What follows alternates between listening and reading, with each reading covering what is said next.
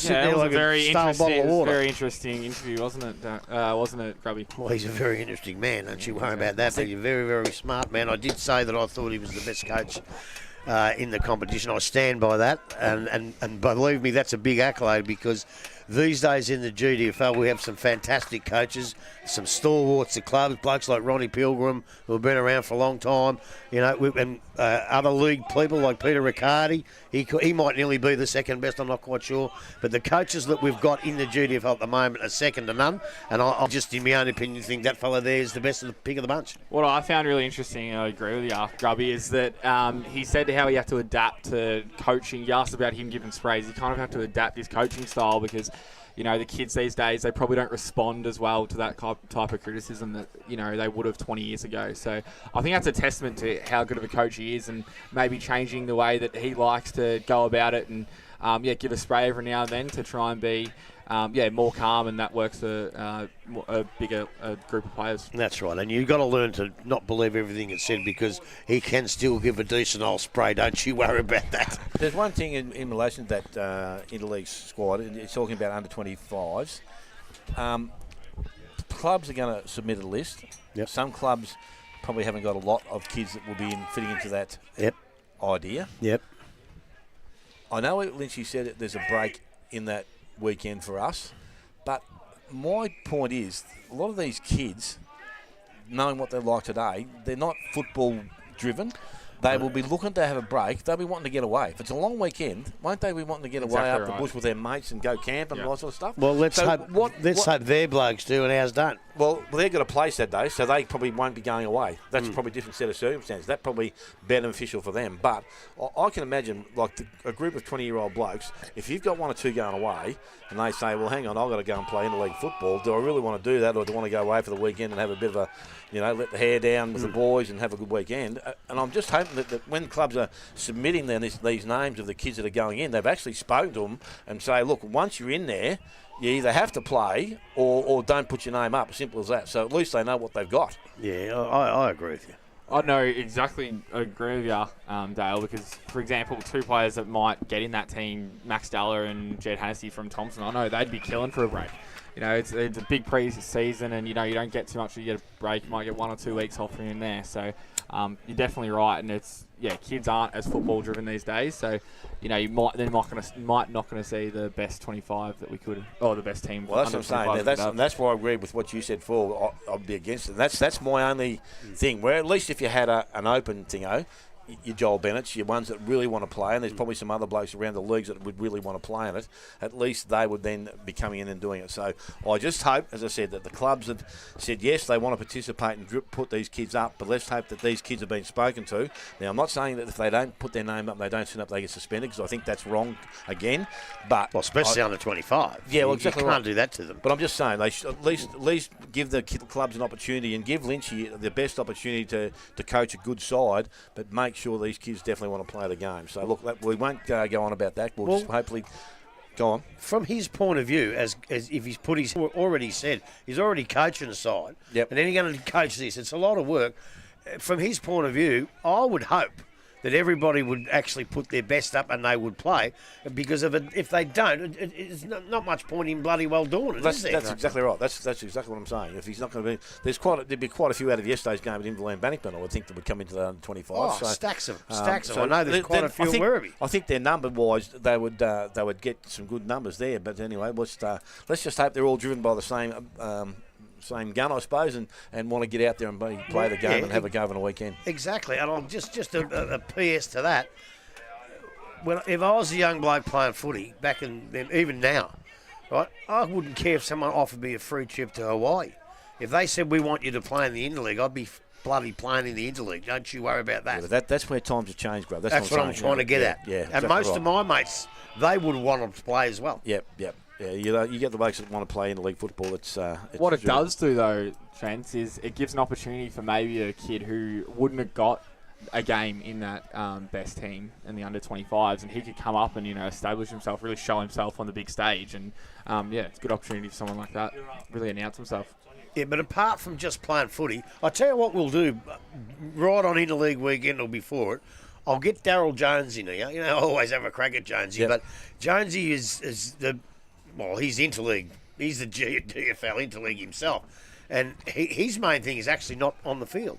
It's building relationships and that he still has with blokes like Robbie Andrews and Kev Cow at Werribee. If he goes down there, have a few. It's the people that you meet, and it just helps shape your life, not just on the field for interleague. It might be when you play each other, but once they get... you whack you're on there, but you'll have a beer with your arm. Yeah, no, exactly right. That's the way it should be done. But, look, we've got a few other games that go through this afternoon. As I said, Inverleigh and Bannockburn put up a really good Anzac Day show yesterday in some trying conditions, and it was a late goal to Josh Viney, which saw Inverleigh get over the line. And as I said, Bannockburn had a chance late to win at the game after the siren.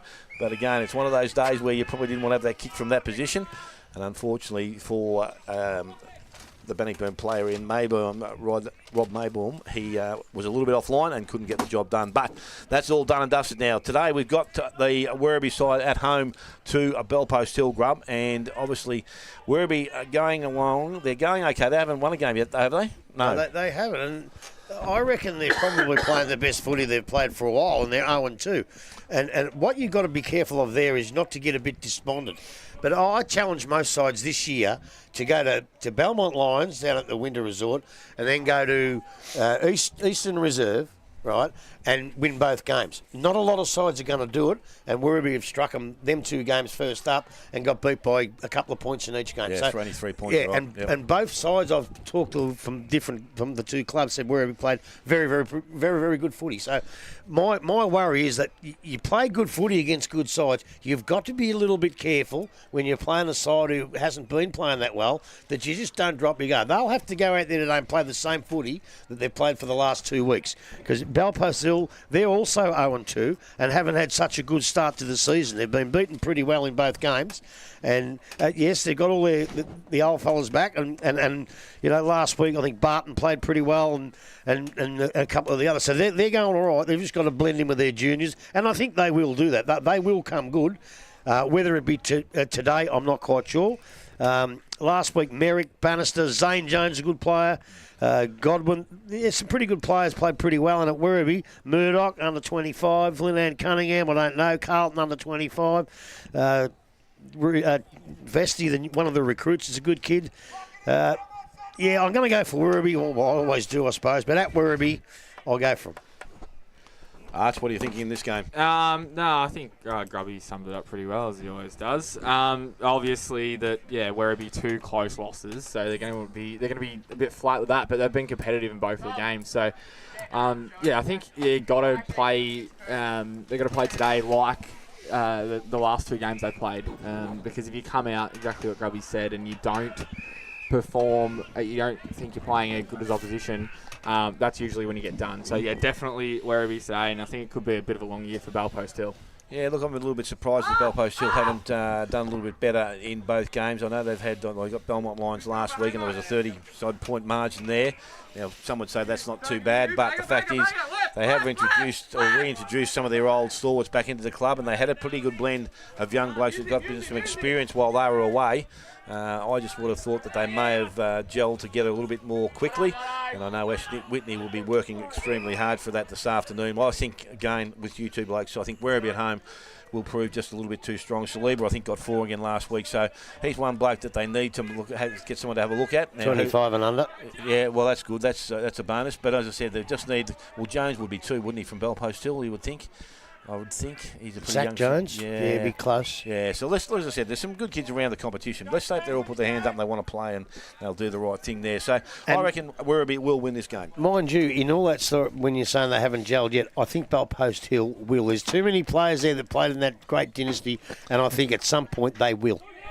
But what a great opportunity it could be for Bellpost Hill to turn their season around. If these are the type of games you win that, it really gets some belief in the players. Playing against Werribee, at Werribee, if you can go there and knock them off, it gives them enormous belief. The 2 games between these 2 sides, they're not big margins. Well, haven't been, have they? Really? Very rarely. In their dynasty, the grand final, they beat us by 20 goals, but it's always been close. They'll actually be playing today for the Galvin Meyer Trophy.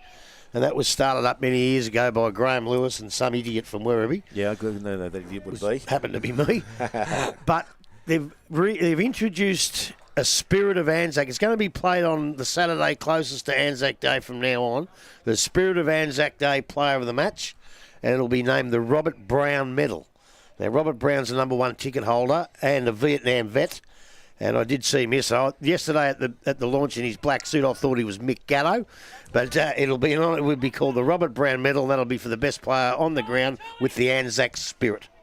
All right, well, that's good. All right. Yep, that's ideal. That's something to play for as well. So benefit there.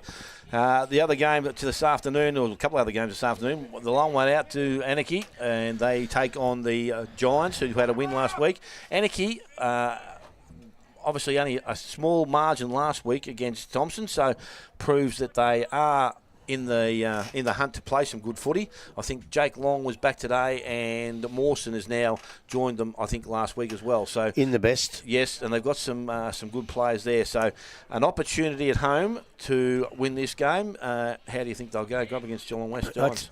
I reckon, just to add to that, at times they looked the better side in the first round against Coro at different stages of the game, and probably a wayward second quarter may well have cost them the game. So I thought they were pretty good.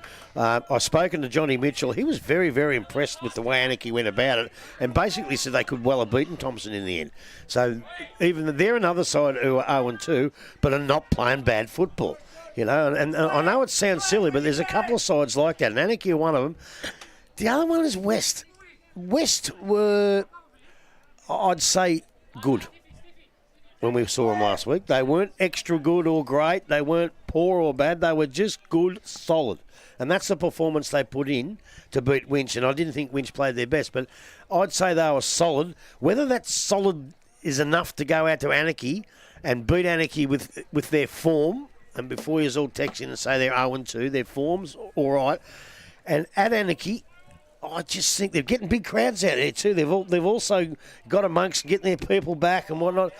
I'm going to go for Anarchy, but it could go either way, this one. Art, what do you think? Yeah, similar, but no, I think Anarchy, it's a long way back, similar to Belpost still said about them, to come back from 0-3. So massive game for them. Geelong West, I've seen them twice this year against Thomson. They were very competitive right up until the end. And then, got the job done against Winchelsea. And, I'd probably agree to say they were good. They weren't amazing. But no, I still reckon Anarchy will get this done today. Anarchy, I suppose, Delhouse, Bosley are their key components out there. As I said, Long comes back into the side this week, and Mawson's the bonus for them. Bosley kicked goals again last week, and as I said, as a GFL player that kicked a lot of goals, I think he needs to probably stand up again and kick some goals out there. As I said, the Giants through Pullen last week, I thought he was pretty good, the Blackman. He seemed to play a lot of that, or got a lot of use of the ball and provided them with it. Carey and Mitchell, the old hands, and having Blair back in their forward line does give him some hope to actually, I suppose, have some people up front of goal that can actually kick him. So he and Carey both got a few goals last week. They'll need to improve, I reckon, because Anarchy, I think, even as I said, 0-2, but their form's not that bad. So I will tip Anarchy at home, and I think they will open up their account there this afternoon. Well, all those blokes you said are in the best players, plus Miller, who got the Hotham Hotel dinner for 2, and Sondergaard played pretty well. But you look at Anarchy's 3 best, Dalhouse, Mawson, Bosley. They're the blokes that have got a fire. You said they got Long. Crossett, and I thought Crossett was pretty good against Coro as well. Definitely was. And Cannon, who I'm not sure of. So they were their best. Be a good game out there. Well, you can Bamera, I think he was mentioned in their better players. He was, but when I went to write his name down here, I didn't have enough paper on it, so I didn't put him in. I thought that might have been the case, and I couldn't spell it anyway, but he played in their seconds the first day at Coro there. He did. So obviously he's got himself an opportunity and has now got himself in there. So let's hope he can. Another game that I reckon holds a great value on where they're at, and that's the North Geelong East Geelong game. North Geelong travelling pretty nicely at this stage of the year, and speaking to Peter Riccardi earlier in the season, he was very buoyed by what they'd been able to recruit and get into the club, and he was very hopeful that they could play some finals football come September this year. And on what they've been able to produce so far, I can't say I'm not going to disagree with them, but I reckon this might be one of their better challenges taking on East Geelong this afternoon, Grub. Yeah, well, I can't agree with it either. I can't disagree, but I can't agree with it either, because without taking anything away from them, their 2 wins have been against Belpost Hill and a very young undermanned Inverleigh. So now as you just said, now we're going to see where it comes from when they play one of the better sides, possibly the best side in it, but we won't go too far with that yet. This is their big test. And they don't have to win the game either to do what you're talking about and finish, maybe finish in the finals. But they have to give a really good account of themselves and possibly win, but to give a good account of themselves. And I think they're in the position to do that. From what I've been told, their form has been very, very good. Their training has been magnificent. Unlike the last couple of years where they struggled a little bit early in the piece with a little bit of discipline, yeah. And now, Pete Riccardi's taken over. He's treated like a proper football club, and they're playing like a proper football club. Great to see Tommy Swinnerson, best on the ground, one of the best on the ground. Tommy Davis, I love watching Tommy Davis. Fazio, Cleary, Habib, and Paramenov's back and been in the best a couple of times, he's a big fella, so that's good. East, on the other hand, I thought East, believe it or not, would be playing better football. But maybe they're playing okay. But Werribee played well, and who else? And Bannockburn. So, 2 games where I thought they would probably win by a bit more. But I tell you, it's lovely to be winning at this stage of the year and not playing the best footy you can play, because that's got to be reserved for August, September on the big ground at St Albans, which over the past couple of years they haven't been able to do. It's hoarded them a bit. It has a bit, but they'll have a different side this year. You've got the coach with a year under his belt to iron out some of those things. Last week, Lee, Monaghan, O'Brien, Henderson, a new bloke in the best. McIntyre, I don't think I've ever seen a game where he was out of the best. And Osbrook himself was in the best players, which is good to see. They've picked up a bloke from Sandhurst. He played in their premiership last year and coached their seconds. Been a very, very good player. I know quite a few Ballerine clubs are after him, and he's settled on East Geelong. And when I say good player, from what I've heard, I'm talking very, very, very good. So, obviously the other big fella's going to be... He hasn't really starred yet, but I know he will steal. He's got hands of steel. He's like Superman. And he gives the other blokes like Zach Smith and whoever else is in the pocket, the other young bloke who got injured last year. I think they're going to be a good side. But at North Geelong, it's a toss of the coin. But I'm going to stick with the favourites in East.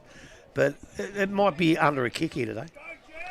Could be a close call. I think they're... One of the things that North Geelong have been their ruck division, and obviously Cleary, I think, was doing some ruck work, and they had some other blokes in there. But now they have got Davis, and they have got Paramenov, and they have got Blake Miller if they require to go in. But I think it's important having Davis and Paramenov as 2 permanent blokes that can do the interchange work there. And obviously, as you said, I reckon Tommy Swinnerson, when he's up and running, there's no better footballer in our football. You've got to agree with that. He's just an absolute machine. So I'm looking forward to actually watching North Geelong play and seeing these blokes go around.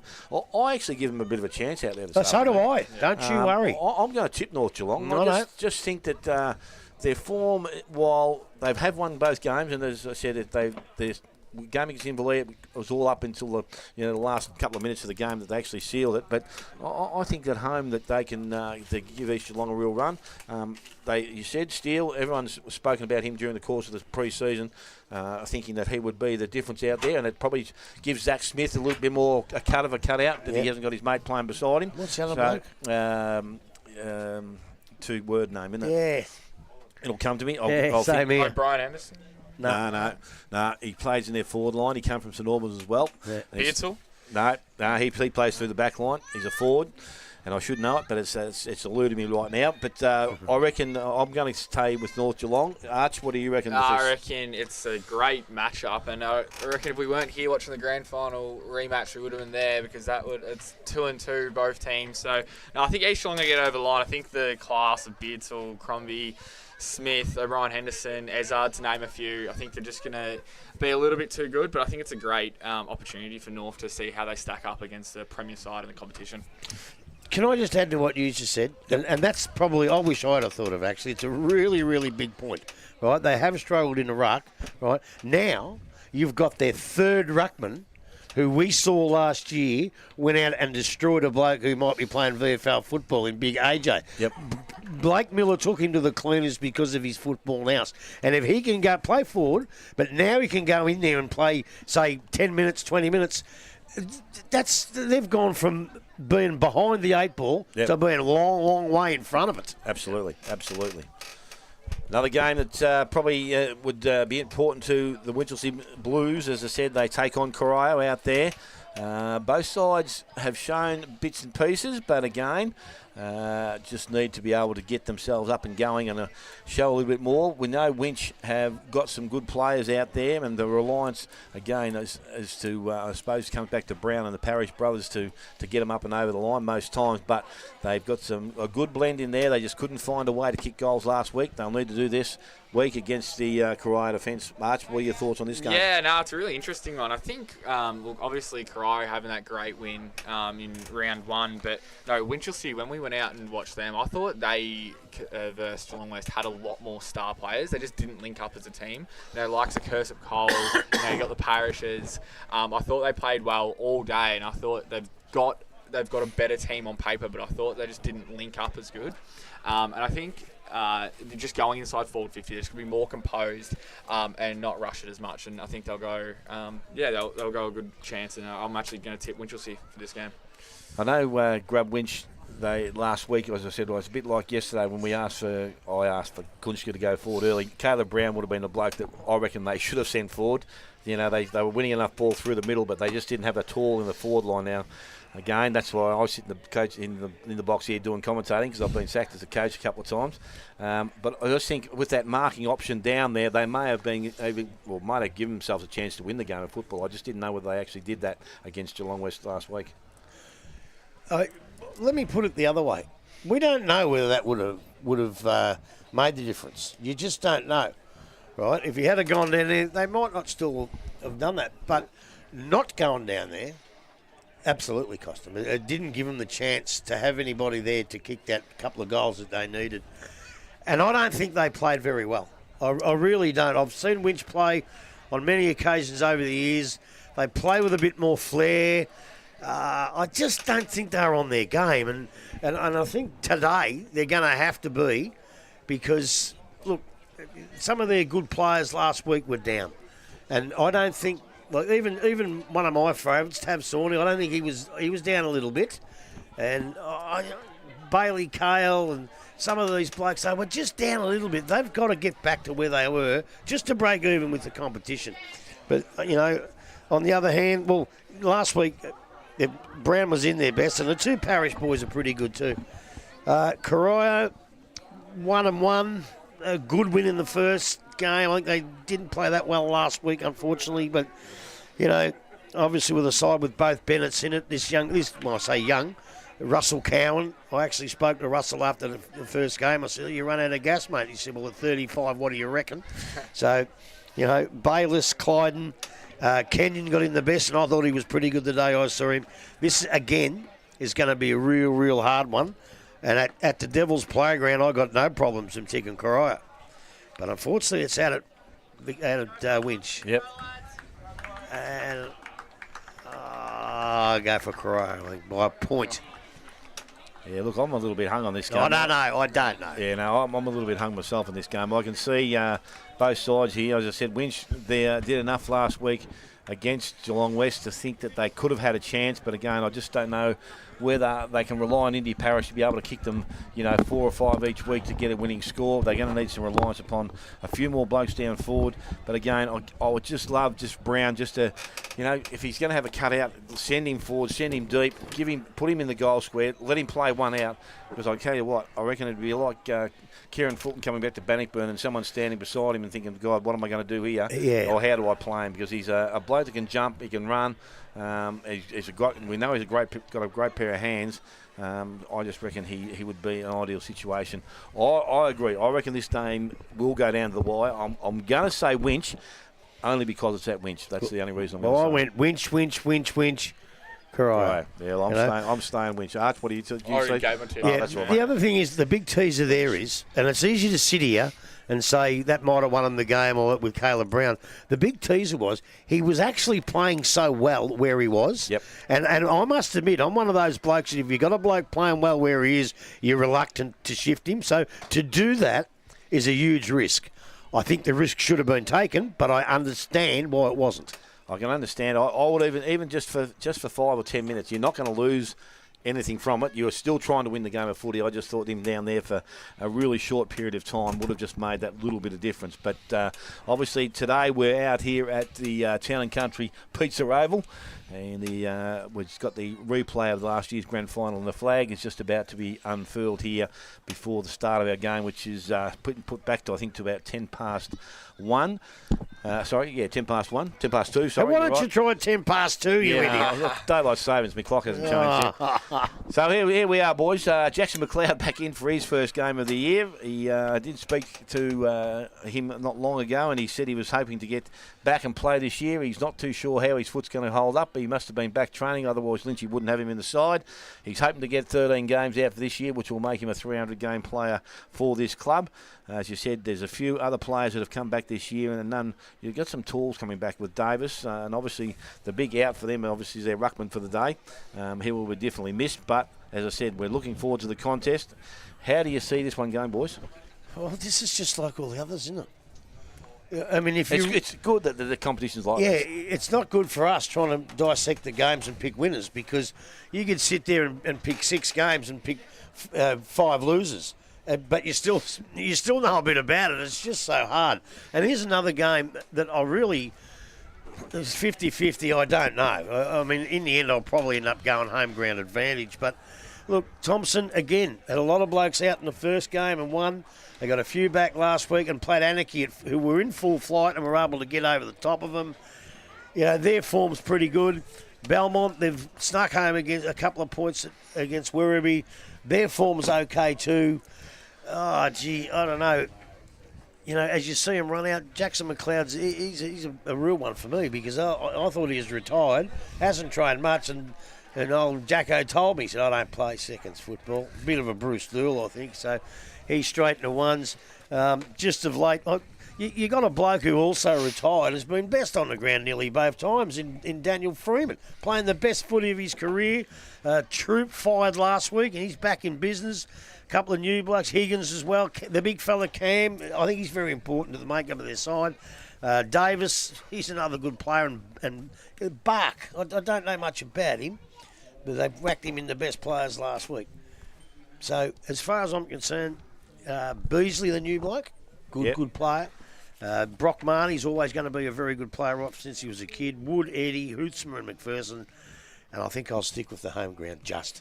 What do you reckon, Arch? Yeah, no bias here at all, but I think Thomson just has a really well-balanced team. I think they've got, some young players that can carry the ball, they're quick, they're agile, and then you've got some experience in Jacko McLeod, Daniel Freeman, Paul Davis, Billy Smith, Sam Jacker. I think Thomson get home quite comfortably. I just looked through their side. Last year they struggled to have, I suppose Geordie Cam played well and they won a final without these sort of blokes. But when you put in a forward line with Jackson McLeod, Lucas Boyd, Paul Davis, who I would think still play forward, Billy Smith is going to spend some time down there, Darcy Troop. You've got 5 blokes there that are all good marking options. Now, obviously, they've spent a bit of time together last year, but they need to be able to work their space and have their time that they can actually or have defenders one-on-one situations, because I think either one of those blokes, if one of them starts to fire, then it becomes a real mess for the defence of the Belmont Lions. Sorry, it does, but that's why I said that Cam is a real important make-up to the side, because he can go down there, obviously, and he's done it before, but when a bloke like Jarvis pulls out, he can roam the ruck, he can go forward, and if they're doing well enough the forward line, keep up, and that's why his form, I think, is really imperative for Thomson. Yeah, no, I agree. Archie, what are you going to say something? I was going to say that I think, with Jarvis out, basically exactly what Grubby was going to say, that, it's going to be a really good contest, and I think that Geordie Cam's just really good around the ground. So he's going to beat his opponent around the ground, but not having the privilege to take him up forward, going to play predominantly ruck all day, is going to be really tough. Well, the thing is, too, the big fella played the twos, their number one ruckman, Big Evans. Yep.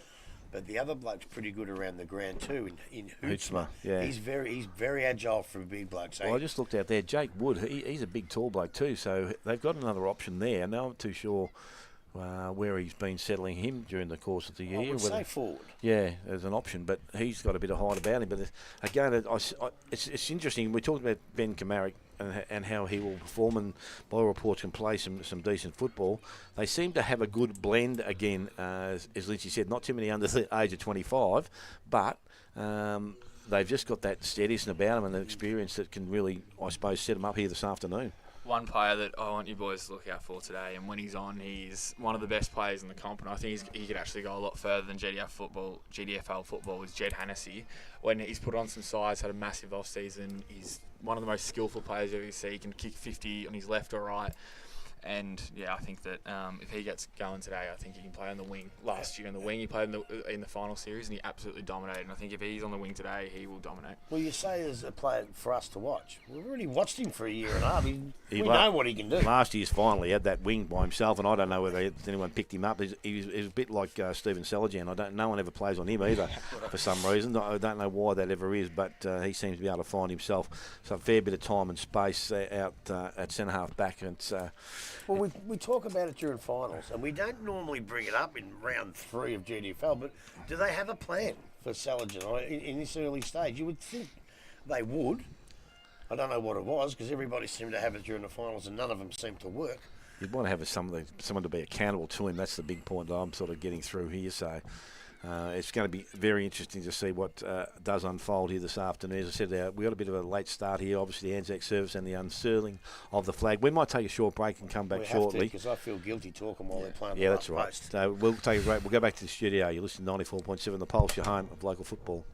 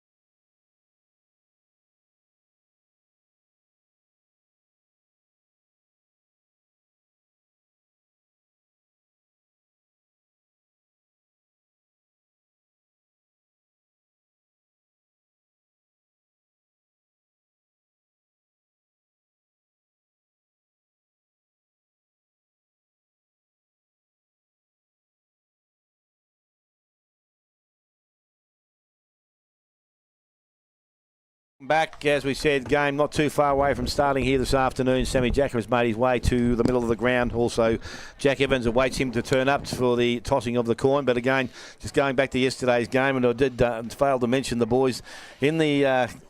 Were only with us last night. Tyler, he had the easy job sitting in the box with us, but Brad out there yesterday did a tremendous job in that rain. He was wet, he was cold, and he, as I said, took him quite a while to warm up when he got home, but he took care of the film pretty nicely there yesterday afternoon, I thought. I honestly think he deserves everything he gets. Well, I offered him my umbrella. Yeah, well, you did offer the umbrella. He said no, he turned it down. so bugger him, he cops what he deserves. He's rugged up this afternoon, mate. He's got the jacket on already. He's ready to go. So did a good job yesterday, and he'll no doubt do a good job today when the rain hits. I hope it rains again because I'm not offering the umbrella today. Now, before we start, boys, I think I forgot on the first round, but I definitely didn't yesterday. They did a magnificent job, the boys, yesterday. This is your team. And my team, and I reckon we're going to get another great job out of them today. Rowan Hilson, who I spoke to, lovely young fella, spoke to in the rooms. Desi Gahan, or Gahan, he's been around for a while and been a good umpire. And, of course, the fabulous Tim Tingiri. Oh, he's a great umpire, Timmy. And I think we're going to have a great day today. May God strike me dead. Nah, mate. It'll be a good day. No, as I said, it's well, the conditions are set up for it pretty nice. As I said, we have had rain. The ground has got a couple of muddy spots, and unusual for this ground. The centre square is as good as I reckon I've ever seen it for some time. So there's just a few spots out towards the wing position that are a little bit soft, and that I don't think we'll get around that pretty nicely. Well, they were brown spots. They put something on the ground and burn it or done something. They were meant to go to, in cricket season, they were meant to go to Geelong City and kill the ryegrass off. That's right. And they accidentally turned up here, and this is all rye. So they killed all the grass. So we were playing cricket season, and it was just dirt the whole year. A bit like St Albans. Yeah, exactly. In the off-season. Yeah. So now it's starting to come back now, though, and it's looking pretty good for the start of footy season, first home game. You just got a couple of muddy spots there, just as the run-ups are for cricket, but no, it's not too bad at all. Now, we spoke before, Grub. You're talking about Daniel Freeman. He was going to retire last year and obviously just going to consider just playing some reserve footy. Played a few of the early practice games, I believe, off the half-back line and was absolutely dominating. Now, all of a sudden, he seems to be going back forward. He kicked 4, I think, last week. Was that right or something like that? So he's obviously found his feet again in football. And must be obviously enjoying what he was doing again, because I know he's been a bit injury. That's the problem. Tasted or tested in the last couple of seasons, but hopefully the body appears to be okay. And I suppose the same can be said about Jackson McLeod this afternoon. Well, both of them, and especially Freeman. Look, he's a wonderful player, and if he remains 100% fit for the whole year, it'll be the greatest asset Thomson's had for a retiree to come back and keep fit. He'll be a great player, but I just don't know how that'll go. Every time he seems to put a few games together, here he comes. He's been great to watch, and he gets another injury. And you know, obviously he decided to play. I don't know if he's had a full pre-season or not, because we don't know when he made the decision to keep playing. But I really hope for the kid's sake and for Thomson's sake that he stays injury-free, but I'm not quite sure that he will. I think Jacko McLeod's a really good point, because today is going to be so important. You know, you've got Boyd and Troop as your probably key forwards, but he's going to have to float through there, because obviously with Jarvis out today, you're going to have Cam when he needs a spell, if he either goes forward, but when he has someone else chopped in the ruck, it's going to have to be Boyd or even Troop. So he's going to be important up forward for Thomson. Yeah, you'd probably think it'd be Darcy Troop, because obviously they used him there in the ruck last year a couple of times. Yeah, and he played all right. He's good around the ground as well. My worry with Jacko is I don't think he's done a lot of training. And to come out, I don't care how good you are. And Jacko's been a wonderful player in GDFL footy, but I don't care how good you are. If you haven't done enough training, you don't succeed here. You don't survive. So sitting in the forward line, he may, and he's good enough to do it talent-wise, but you do run out of gas. And as you say, he's had that foot injury problem. Great to see him back, and hopefully he does really, really well. The other side of the you talking about James Beasley, but did you say where he came from, Grub? Did I say it was the Western Eagles, or was that somebody else? No, that was him, James, Western Eagles. And Josh Allen, was he a regular last year, or was that just a new name for me as well? I didn't see him in the new ones. No, that's all right. He just doesn't seem like. Just can't remember him from last year. I may not have been able to pick him up. There's a couple of other new names. Lachlan Slorek, is he Bowen Heads? I think so. I've already got off that page. You bloody pest. I know. I knew that would be the case. But I just thought there's just a couple of names there. I'm just a little bit too sure. I didn't know where these blokes came from or how they play. So Benny McPherson, he's been at Belmont. Yeah, he's been at Belmont for a bit, but went down with an injury. I think it might have been early in the year. And where did he go? He went down with an injury. Oh, okay. Yeah. And, but when he came back, and he was really good for the second half of the year. And he'll be one definitely to watch out for today. And Belmont's best players always performs, and he's been acknowledged as a young kid as well to get with a vice captain responsibility. So obviously he's well respected at the club. So I'm looking forward to this game this afternoon. As I said, both clubs coming here this afternoon and would obviously want to assert some sort of ascendancy over the other side. And Thomson being at home, you would think that they were going to take everything before them here this afternoon. Go on, mate, you've got some information there. James Beasley, midfield from the West Coast Eagles, an experienced player. So he's not a young fellow. Which Eagles? The Western Eagles. Well, that's not the West Coast. Yeah, that's okay. I suppose they're down the Western region. I lost my tooth. Oh, when did you lose that? Yeah, about 2 years ago. Slorak is from Barwon Heads. He's a defender and can play ball tall or small. Pelham, is he playing? Yes. Well, he's a defender from Barwon Heads and is a very, very good mark. So I'll tell you what, if he's a defender and he's playing on, say, a Jackson McLeod, and they gave us some good marks, we might see a Routley's mark of the day from them. Charlie Steele, is he playing? No. It's a pity. You could see how many points he's... Oh, yeah, Jacob Steele, not a Charlie Steele. Jacob Steele, is it? Yep, Jacob Steele. How many points is he? I've got no idea. You've got the sheets. Okay, and that's about it. And the outs, of course, are Beef and... Oh, geez, they're going to miss Sammy Jones down there too. But that's all right. So we're not far away from a start here this afternoon. And it looks like Geordie Cam is going in to do some ruck work, and his opposition ruckman will be Noah Hootsma. Siren has sounded, so the replay is underway. Ball is thrown in the air. Ruckman go at it. Cam maybe got the last touch on it. Went to plant. Tackled, brought to ground very quickly by Evans. Umpire comes in and will restart play in the middle of the ground. So Dylan Jost playing through the middle of the ground, which we expected that would happen. Cam tried to take the ball, got a little bit slippery underfoot there. Again, both sides sliding in. Free kick has been given, awarded away here to Murdoch. So Murdoch for the Belmont Lions will put them in deep into attack. Ball goes long. Evans in front. Mark not taken. Jackie gets the handball outside. Oh, I reckon that was Gardner. And ball has been taken away from him there. And the player we were talking about before, Benny McPherson, will be the recipient of the free kick. And he will go back and shoot for a goal very early in this first quarter. I like the way this kid plays football. Through the final series, I thought he was terrific. 12 tackles last week, Brandon Gardner, so watch out for him as well. Yeah, well, it's all right to have 12 tackles. That means that you haven't got the ball 12 times. So Benny McPherson now comes in. He's going to kick from about 45, I reckon, almost directly in front. Davis starting in the back line. Long kick, looks good. Umpire just stands and goes straight back over his head. And Benny McPherson has got the first goal of the afternoon. Taken less than a minute. The Belmont Lions, they move to one straight goal. Thomson are yet to score. Buckley's Entertainment Centre first quarter scoreboard. Well, that's a bright start, isn't it? We've gone hardly any time at all, and they've already got one on the board, Belmont. Oh, I've just got this feeling... If I won a premiership with a club, and when you do the unfurling of the flag, I'd hate it to be against the side that you beat, because does it give them that extra moment or encouragement? You bet it does. 100%. Got off to a good start, and as I said, Benny McPherson, good player and a lovely kick. So back with the middle of the ground again once the ball goes up, this time over the top. Ball comes out of the contest, runs to the hands of Allen. He was tackled straight away. Umpire said he had an opportunity to get rid of it. I did too. Yeah, and there was another tackle there for Gardner. So he's up to number one already in the game. Little chip up over the top, goes looking for McLeod. A little bit too much on it. Ball spoiled from behind by Slorak. Comes to ground and they go back into their half-forward line. Leading in the race for the ball. It's going to be picked up. Well, it hasn't been yet, but it's working hard as Beasley. He lost possession of the ball. Actually got the handball out in the end. It goes to Evans into the forward line, but Davis back in defence takes the mark for the Thomson side. Just in the half-back flank region, takes the mark and goes wide, player wide. And that might be Jacker out there, is it? Jed Hennessy. Oh, it is too, Jed Hennessy. Well, he's on his Hennessy wing there because he's taken over from Charlie Donoghue. So the ball now in the hands of Smets. Steps around one, looks up, goes long, in towards the middle of the ground. Mark out there will need to be taken by Higgins. There's a free kick being given, a hold. And it's going to go to that player in Higgins. So he will go back and back beyond centre wing. Got Gardner out wide, decides to come a little bit further down the ground, but the kick didn't have the carry on it. The mark has been taken out there by Eddie. So Eddie was good at different times during the course of last year off the half-back line. Looks back inside in the middle of the ground. Kick had to be good, and again wasn't, and it's been intercepted there by Jost. So Dylan Jost now has the ball, and he is looking to drive the ball longer. Actually, they're looking for a shorter option because Troops come up short, and he is just outside range.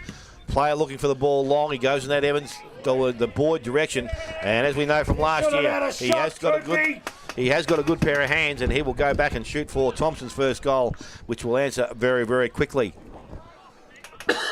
Great ball movement from Thomson, and a couple of turnovers early, so it just seems to stay more composed of the ball and end up getting a shot at a goal at it. As we know, Lucas Boyd has got a good pair of hands and is a goal kicker for the Thomson side. From 20 metres out, almost directly in front, sits back, kicks that goal. Didn't look good off the boot, but it's gone straight through the middle where it needed to be. And things are tied up. 1 goal apiece, Belmont and Thomson. And we've ticked over just 3, nearly almost 4 minutes. Buckley's Entertainment Centre first quarter scoreboard. And you're right, it was good ball movement. It was a good idea from Troop to go to the centre. Boyd done his job, marked it and kicked a goal. But that little short kick just out here in front of us, and look, in this sort of caper early, go long. If you make a mistake, they've got to come back an extra 45 metres. But just here, it set the play up because it was intercepted. You've got to watch that short kicking, especially at the start of the game. Very important. Get the ball into your forward line and keep it there. And you're not going to do that with those tiny little 15, 20 metre kicks, especially that one because it got well intercepted. Back in the middle now. Cam and Hoots going to go at it. 1 goal apiece early. Comes down to Jost. He gets the handball out. Might have been Plant. It was. So he'll be wrapped up straight away. He's an absolute bull. I know he's one of your favourite players, Grubby. Plant. Oh, he is. As he comes back now. Cam down in the Plant direction. Can he gather the ball? Just traps it. Now it comes back out. Belmont are going to go forward inside their forward 50. Paul Davis is back and has a good mark in defence. They're going to go quickly. That was back. Who got that out? Now they're on the outer side wing. Short. Jacko McLeod leads up the ground. Loves to push right up. Goes in the Troop direction. Can he take the mark? He can. What a mark. Good contested mark. He plays on though. He hasn't heard the call from the umpire and he's getting it caught. Oh no, he stepped off his line. Didn't hear the call, and Beasley with the tackle. So they're going to go back the other way now, Belmont. Wasn't sure he stepped off the line. I thought he went backwards. They go forward now, Belmont, and it's a good mark on the outer side on Jack and McCarthy. They're going to go quickly. It could have been Eddie going inside the forward 50. There's going to be a mark now. It's well punched away there by Saligen. Comes down. They're going to rove it. 3 players involved there. Shot a goal just to the near side. So 1 goal straight, Thomson to 1-1-7. Belmont of the Buckley's Entertainment. First quarter scoreboard. We have 5 minutes gone. It's a good contest early. Did he go off his line? He stepped to give the handball, but I don't know whether he actually moved too much. Ball back in now. Belmont once again win the ball. That was through Murdoch. Now they get back to 1-2, come back into the middle of the ground. Evans involved, and there's going to be a high tackle. So they're going to have another shot at goal here. Belmont, it might be Evans, is it? Yep, Jack. Yeah, 50 odd metres out. Need a fair roost to get this home. Well, early in the game, with fresh legs, a light footy, he is a good kick, but it still might just be a bit too far for him. But, well, is the 50-50 here at Thomson? Here comes Evans to kick Belmont's second goal of the day. That's not a bad kick off the boot. He's going to hold it wide. It has, and he's kicked a goal. Kicks Belmont second. 1 straight Thomson to 2-1-13 Belmont. 7 minutes gone on the Buckley's Entertainment scoreboard. I actually did say it might be a touch, but I just remember I'm not quite sure the 50 metres is actually 50 metres here. It is a small ground, but that was a beautiful kick, and I know he is a beautiful kick, and it probably all stemmed from the free kick against Troop in the centre half forward. I'm still not 100% sure. You can actually move your hands and go to handball, but that's not going off your line, and you know. But anyway, that's the way the umpire saw it, and it resulted in a Belmont goal. We're going goal for goal here at Thomson. That's what we'd like to see. As we said, we want an encounter where we can see some score kicked, and without the rain at the moment. Plug a locket then, knock the supporter over the fence's head, not off his shoulders, but Darcy Troop has answered quickly once again, and Thomson moved to 2 straight goals, trailing Belmont Lions 2-1. Buckley Entertainment Centre, first quarter scoreboard. I'll tell you what, if we get this all day, we're going to have the game of our life. And as you said, Troopy, on the end of some good play, banged it through, nearly knocked over 4 spectators, turned around, looked at the umpire and said, "Take that one off me." He said, "Well, that's what it looked like," he said. He nearly ran over the goal line as well. He did well to get boot to ball before running over. Too quick for his own good. But that's what you like to see with the big fella. A bit of fire in his game without stepping over the line. That's it, stepping over the line. You can't step over the line. No. He did a lot of stepping last year. Let's Yeah, say he did. just need to roll him back just a fraction, he'd be all right. Well, he's got the grand final to look back on where he won the medal, and that's what he's got to look at. Fire without non-discipline. So we're back in the middle again. Cam gets the ball down, goes towards his teammate there. Unfortunately, the ball's been turned over, goes back in the hands of Hootsma. Hootsma goes long back into their forward line. Ball is going between forward line and forward line here, but this time the ball over the boundary line on the 15-metre arc. Back in Belmont's attacking into the ground at the moment. Just quickly, if Jarvis does play and Cam goes back forward, are they a little bit too tall down there then? Yeah, Well, so they're very I big. agree. Very big.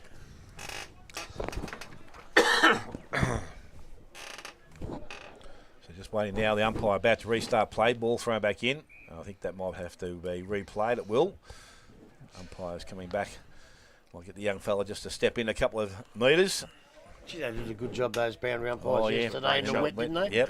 Bloody fantastic. That's a better one. Ball thrown in nicely there. Ball from the ruck contest again through the half-back line. It comes out, goes back to Freeman. Looks like he might be playing back at the moment. Into the hands of Smets and goes back towards centre wing. Mark is taken out there very nicely. Not too sure who that was at the moment. Could be Corey Jarrett, I reckon, possibly.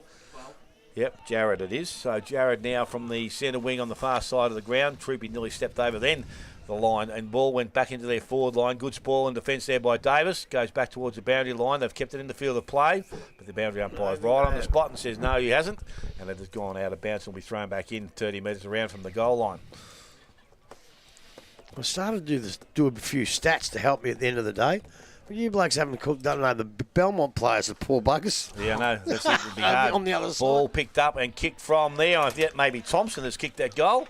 And he is getting all the celebration slaps on the hands. So I'll give it to Harrison Thomson. So the third goal now to the Belmont Lions. They move to 3-1. They lead Thomson 2 straight goals.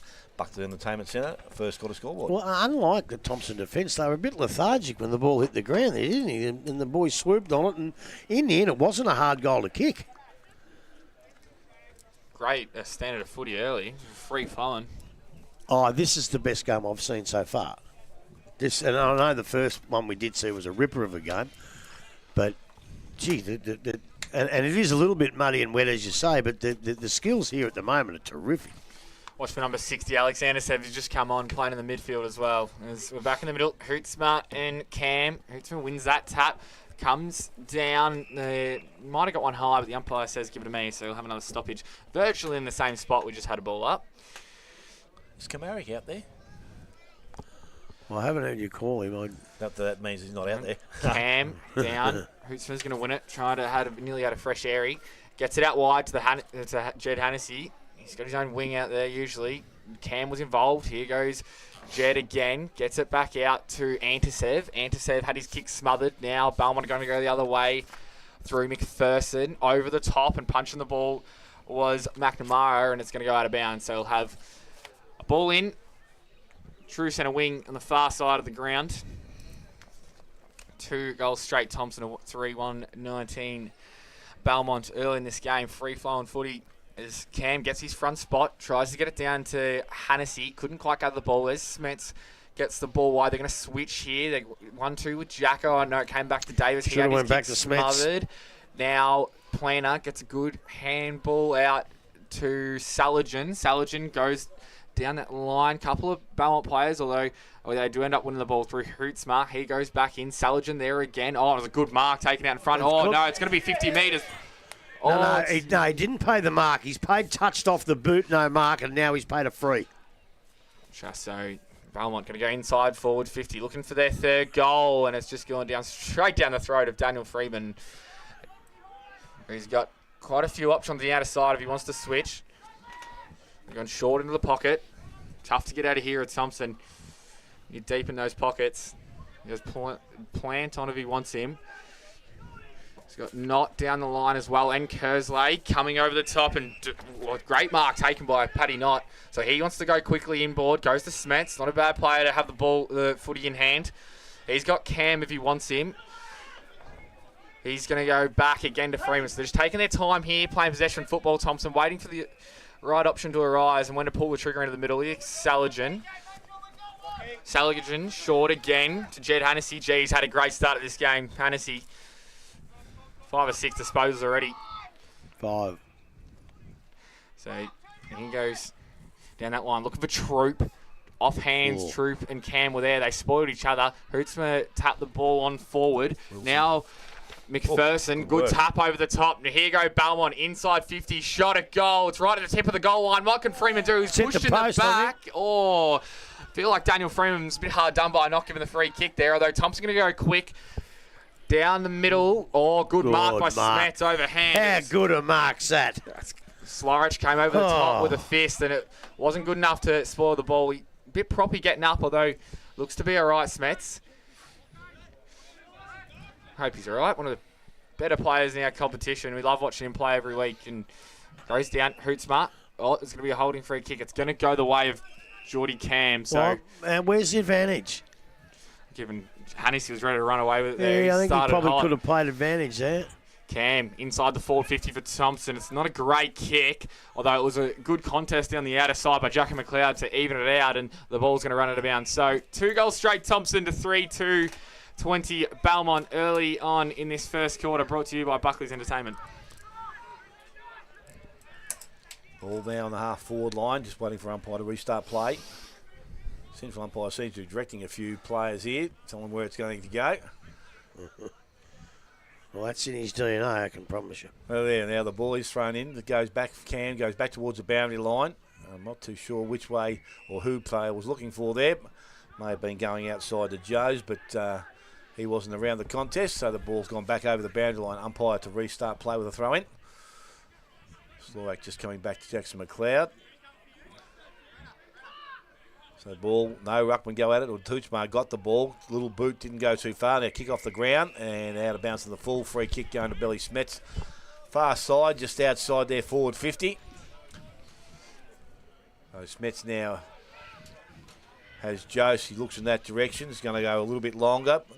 Troops also there. Ball spoiled from behind. Picked up out there by McNamara. He was tackled very quickly, and again, throw umpire to come in. About 35 out, directly in front of goal. Great tackle from Maxi Della there. He's a small forward, and his pressure is so good around the contest. So the umpire throws the ball in the air. Hoosmar didn't even go at the ball then. Troop just held him away, and now he says he's let that go incorrectly. And free kick is going to go to Brock Marnie. Marnie on the half back line for the Belmont Lions. And he goes out wide looking for Wood. Had his hands up. Umpire said that was over the shoulder, so free kick will go to Wood. He lines up and goes longer down the line. That's not a bad kick because it's found his teammate further down the field than Wilson. So Wilson will swing back on his left foot now from the far side. Looking at his options, hasn't seen one he likes at the moment. Now he decides he wants to go. Reminds me of Hall of Karai, the way he plays. Ball and long. Oh, an easy mark. They gave him a bit of a push, Smithy. Did he? Yeah. Okay, didn't see that. So Stephen Selajan, he's been rewarded with the free kick in the back line. Jackson McLeod moving across the ground. The ball comes out longer. I reckon that might have a bit too much width on it, and it has gone over bounce on the full. So Belmont Lions will be able to reload and bring the ball back in very quickly. It was just out. It hit the fence on the full, I think. So Brad Michelle, he goes in, goes long, back towards the goal square. Getting back there and doing nicely. Geordie Cam just sees the ball over the boundary line or through for a minor score. He was another kid that played very, very well last year, Michelle. Yep. Or Mitchell, I think they call him. Well, I thought it was Mitchell, but they reckon it's Michelle. Anyway, doesn't matter. 3-3 now, the Belmont Lions. 2 straight goals to Thomson, and we have gone almost 18 minutes first quarter. It's good to see young blokes run around like this. Number 25 for Thomson, young fella. He looks all right. Might be all right as he gets a bit older. Here goes Jacko down the line now. Maxi Della in the pack with McLeod, and neither one of them could win it. And then, well done. Out now, they're going to use Evans. It was. He goes inside the forward 50. And it's a good mark overhead. Great kick out into space, and that's exactly what you want as a forward. Your midfielders to kick it where you want to lead. And took it out in front of him quite easily. So Belmont going to have a shot for their 4th goal here, and they've looked damaging early going inside 50, boys. Well, they have, but if you look at the other end, Thomson have been too. It's just that they haven't quite got it down there enough in the last 3 or 4 minutes. But you're right, Belmont have looked very dangerous down there. Wiley it is. Wiley has a shot for goal, and it's dead straight. Umpire did not have to move. Belmont to kick their 4th goal, 4-3, 27 to 2 straight, 12. Thomson, and 20 minutes go on to the Buckley's Entertainment scoreboard. That was impressive, Grub. Very, very impressive. And, well, it does my heart good because a side as impressive as this could only beat Werribee Central's by a couple of points down at Belmont. So maybe Central's form isn't too bad. But, look, unbelievable start to a game of footy. We're looking at the two sides that played in the grand final last year, and I tell you what, they're playing exactly the same footy because this, at the moment, the standard of this is a lot above what's been happening around the league so far, and so it should be. So the ball back in the middle of the ground. This time Cam over the top, goes to Plant, runs onto the ball, tackled, buggy a little bit high. Yep, good call by the umpire. We saw it from here. And Grubby outside to Joes. Joes looks up and goes into their forward line, goes to McLeod. That was a little bit of a push. There's a push there too. Yeah, no, the little hand in the back didn't get rewarded in this game. Good, strong tackle out there. That was laid by Higgins, but the ball's in the hands of the Belmont Lions. They're mucking around with it. Eddie goes back inside, able to free the ball up, and it goes back towards centre wing, coming across. McPherson couldn't take the mark. Davis picks up, goes to Plant out the back door, put his teammate in Hennessy under a bit of pressure. Good, strong tackle out there by Wiley, was it again? And he has been rewarded. Said he had a prior opportunity. So Wiley for the Belmont Lions, just defensive side of centre wing, far side of the ground, looking to deliver the ball long into their forward line. Goes in the Evans direction. Salajan right beside him, puts the ball, brings it to ground, picked up, cleared away, over the top, goes back to Freeman, puts him under a little bit of pressure, got the handball out. Wasn't a great handball, but Plant's able to go back and pick it up outside to Jacker. He made a bit of space there for Joes, but he's been taken over the boundary line, and we will have a throw-in half forward line. Belmont Lions back into attack. I saw him play a couple of games at Lara, Chase. He looks a lot bigger and stronger here to me. I didn't think maybe the GFL boys are a lot bigger, but maybe the colour of the jumper too. Maybe too, but he looks a lot bigger and stronger than I knew him. So the ball from the boundary line throw-in has been kicked over the line. Umpire said no, it's going to be a throw-in. That will suit the Thomson side, obviously, and Belmont. The umpire's been hot on the whistle early, boys, but I don't mind it if he's being consistent. Well, and that's exactly what they've been, and they've been right too, don't worry. So the ball from the ruck contest. Evans takes it out of the contest. He gives the ball back. Reckon that may have been Murdoch that puts the ball into their forward line. But again, picked up Marnie. Round the body, goes long. I tell you what, that is a great strike. And Brock Marnie, he has got their 5th. And the Belmont Lions, they are on a roll. 5-3. They lead Thomson on the 2 straight goals. Buckley's Entertainment Centre, first quarter scoreboard. That's a wonderful goal, and you've got the sponsors here today, haven't you, Archie? Yeah, I do. Hey? Hang on, what happened? Yeah. Hang on, Buckley's there's only a point. What happened there? Oh, the ball's back in now, and this is Kamarick. He gathers the ball. Oh, well done. He steps around his opponent. Handball to Russell. Gets the 1-2. Oh, he's gone for a run here. This is Kamarick. He goes down to Boyd. Oh, well done. Mark over the top. They've gone quickly here. Thompson, they've caught. Belmont, when they thought it was a goal. Cam gathers the ball, goes inside 50. It's got Darcy Troop's name written all over it. Oh, and he just drops the mark, although he's going to get the free kick. He chopped the arms. I saw it from here. He definitely chopped the arms. It was a good kick by Cam, I think it was, inside the forward 50. And Darcy Troop, when he takes the ball, or he tries to take the ball at the highest point, there's not too many who's going to beat him. So he's going to have a shot no more than 35, 40 metres out with not too much angle about it, and he's a good set shot, boys.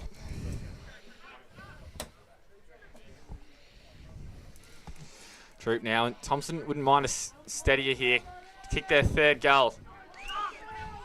A bit of an awkward ball drop, although it's coming back, and it's just faded late. So Thomson kicked their first behind of the day, 2-1-13 to 4-4-28. 22 minutes gone on the Buckley's Entertainment scoreboard. What do you reckon that was touched, that one down the other end? Well, it must have been. I couldn't see it. But I didn't look anywhere near it. Nah. Anyway, I don't know. Well, we're a long way away, Grub, but...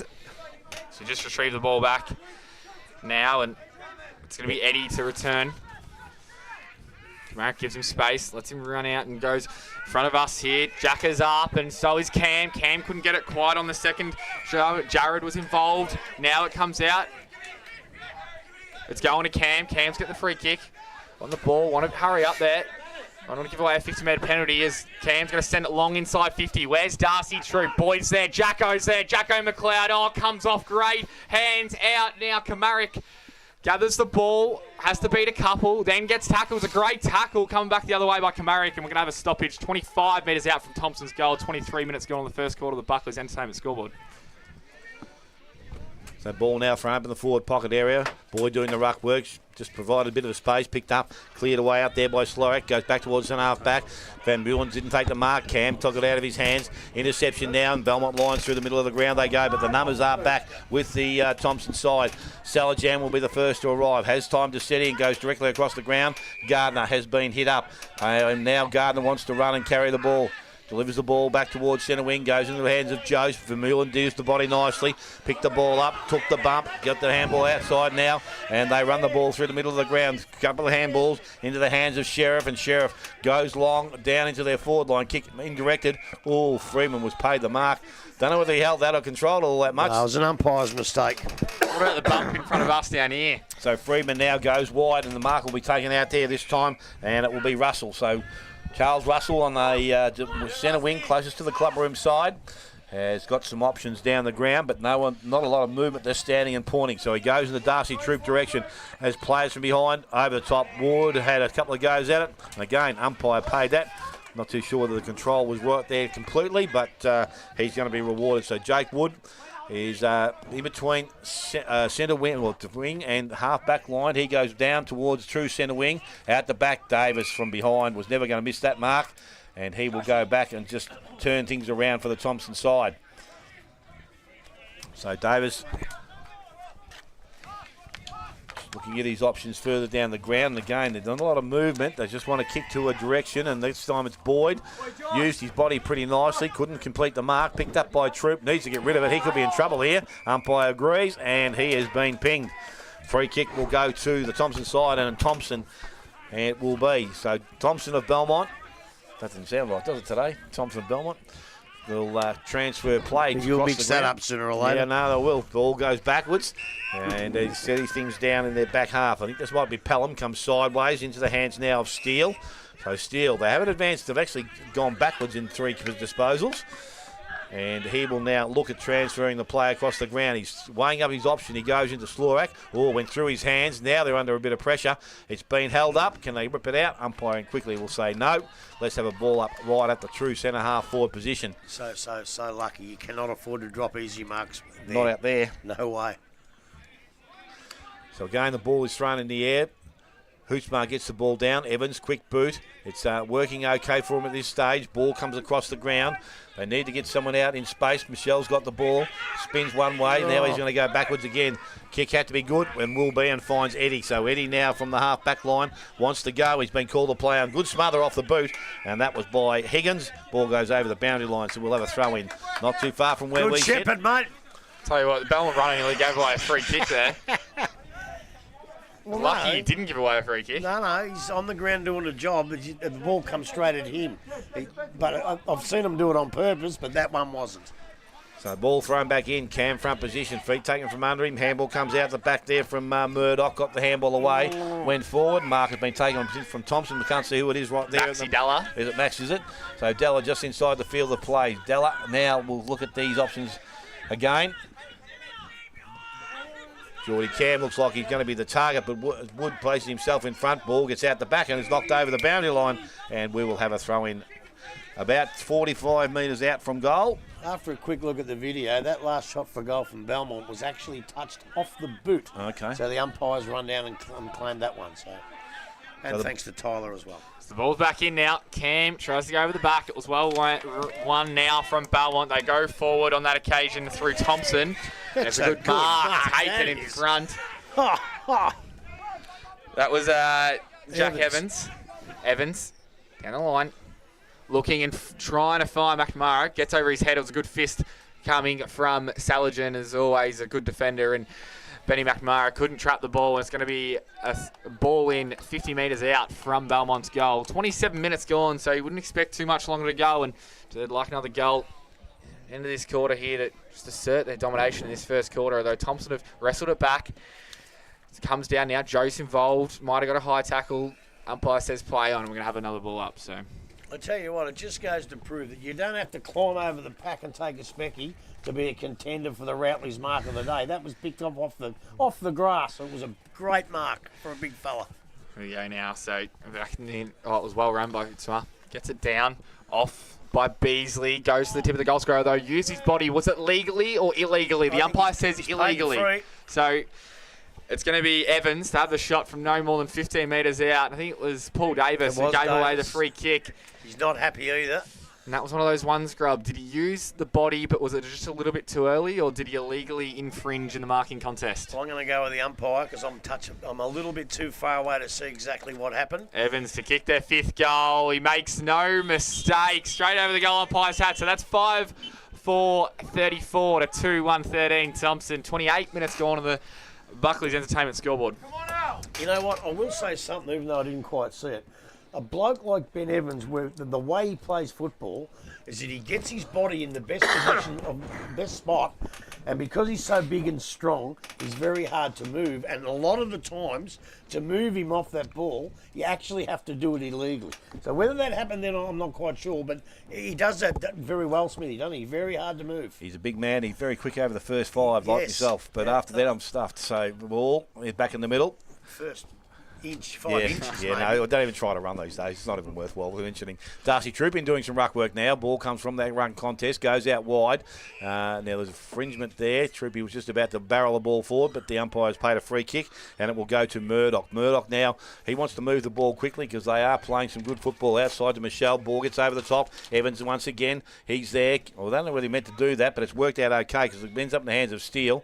He goes back to their forward line. Ball runs through. This is Evan once again. Went one way, faded the handball, put himself under a bit of pressure, and then incorrect disposal. So the free kick will go to Stephen Selijan. So Selijan now from the fullback position for the Thomson side. Just needs to slow things down and get through to the quarter-time break. Some options coming wide. Boyd looks like he's going to be the longest option.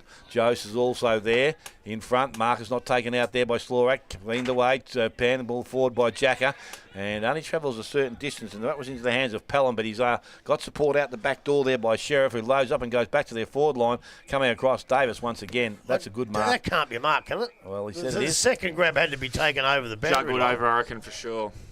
They're going to pay it, they're asking for the umpire to come up now. I'm sure the second bite was over the boundary line. How can the kid tell? I went down that quick that he was a long way away. There's no way he can tell. The only way I can tell is because I saw it on the TV screen here. No, he's going to pay the mark. They're going to pay it, but I'm pretty sure it wasn't a mark. Have a look at that one, Tyler, will you? So Davis it is. He's going to claim it. And he will bring the ball in from their half-back line position and go long back down towards centre wing. Ball now comes to ground, picked up and cleared away. And it goes back further down the field. Cam having a little bit of a spells now, taking the ball. He's got some options. He wants to go longer. He's got some options running past, but he decides to go by foot in towards Jose, and he's in space by himself and takes a mark. So he is inside 50. Not too sure of his ability to kick goals. Well, he won't kick from inside 50. I think he should have turned around and had a look very, very quickly. So he lines up now, loads up, goes long in towards the goal square. Numbers are back, and it was with the Belmont Lions. Ball gets out the back and over the boundary line. We're going to have a throw-in as we approach 31, almost 32 minutes. It is Belmont Lions 5-4 leading Thomson. 2 goals, 1 Buckley's Entertainment Centre, first quarter scoreboard. That's where you send the runner out, Smithy. You take a mark like that and you know you're a bit far out, turns his back on the play. That's when the Thomson forwards make their lead. Won't be long to go. Geordie Can gets to the front spot, tries to get a boot to ball, couldn't quite connect. Now through Wiley, Belmont are going to exit defensive 50. Freeman's there though. Can he take the mark? Oh no, and he nearly got thrown into the fence. So he's going to get the free kick. So Freeman, he probably want to move it on a little bit here because there's not going to be long to go.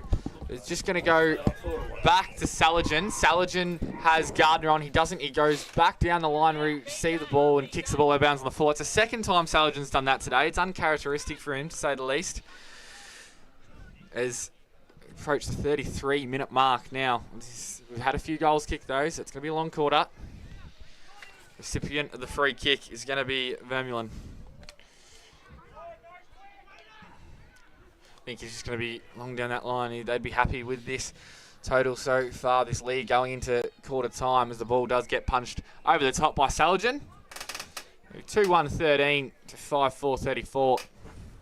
Belmont leading early into this first quarter. So Ball will be returned now. Out of side. Near centre wing.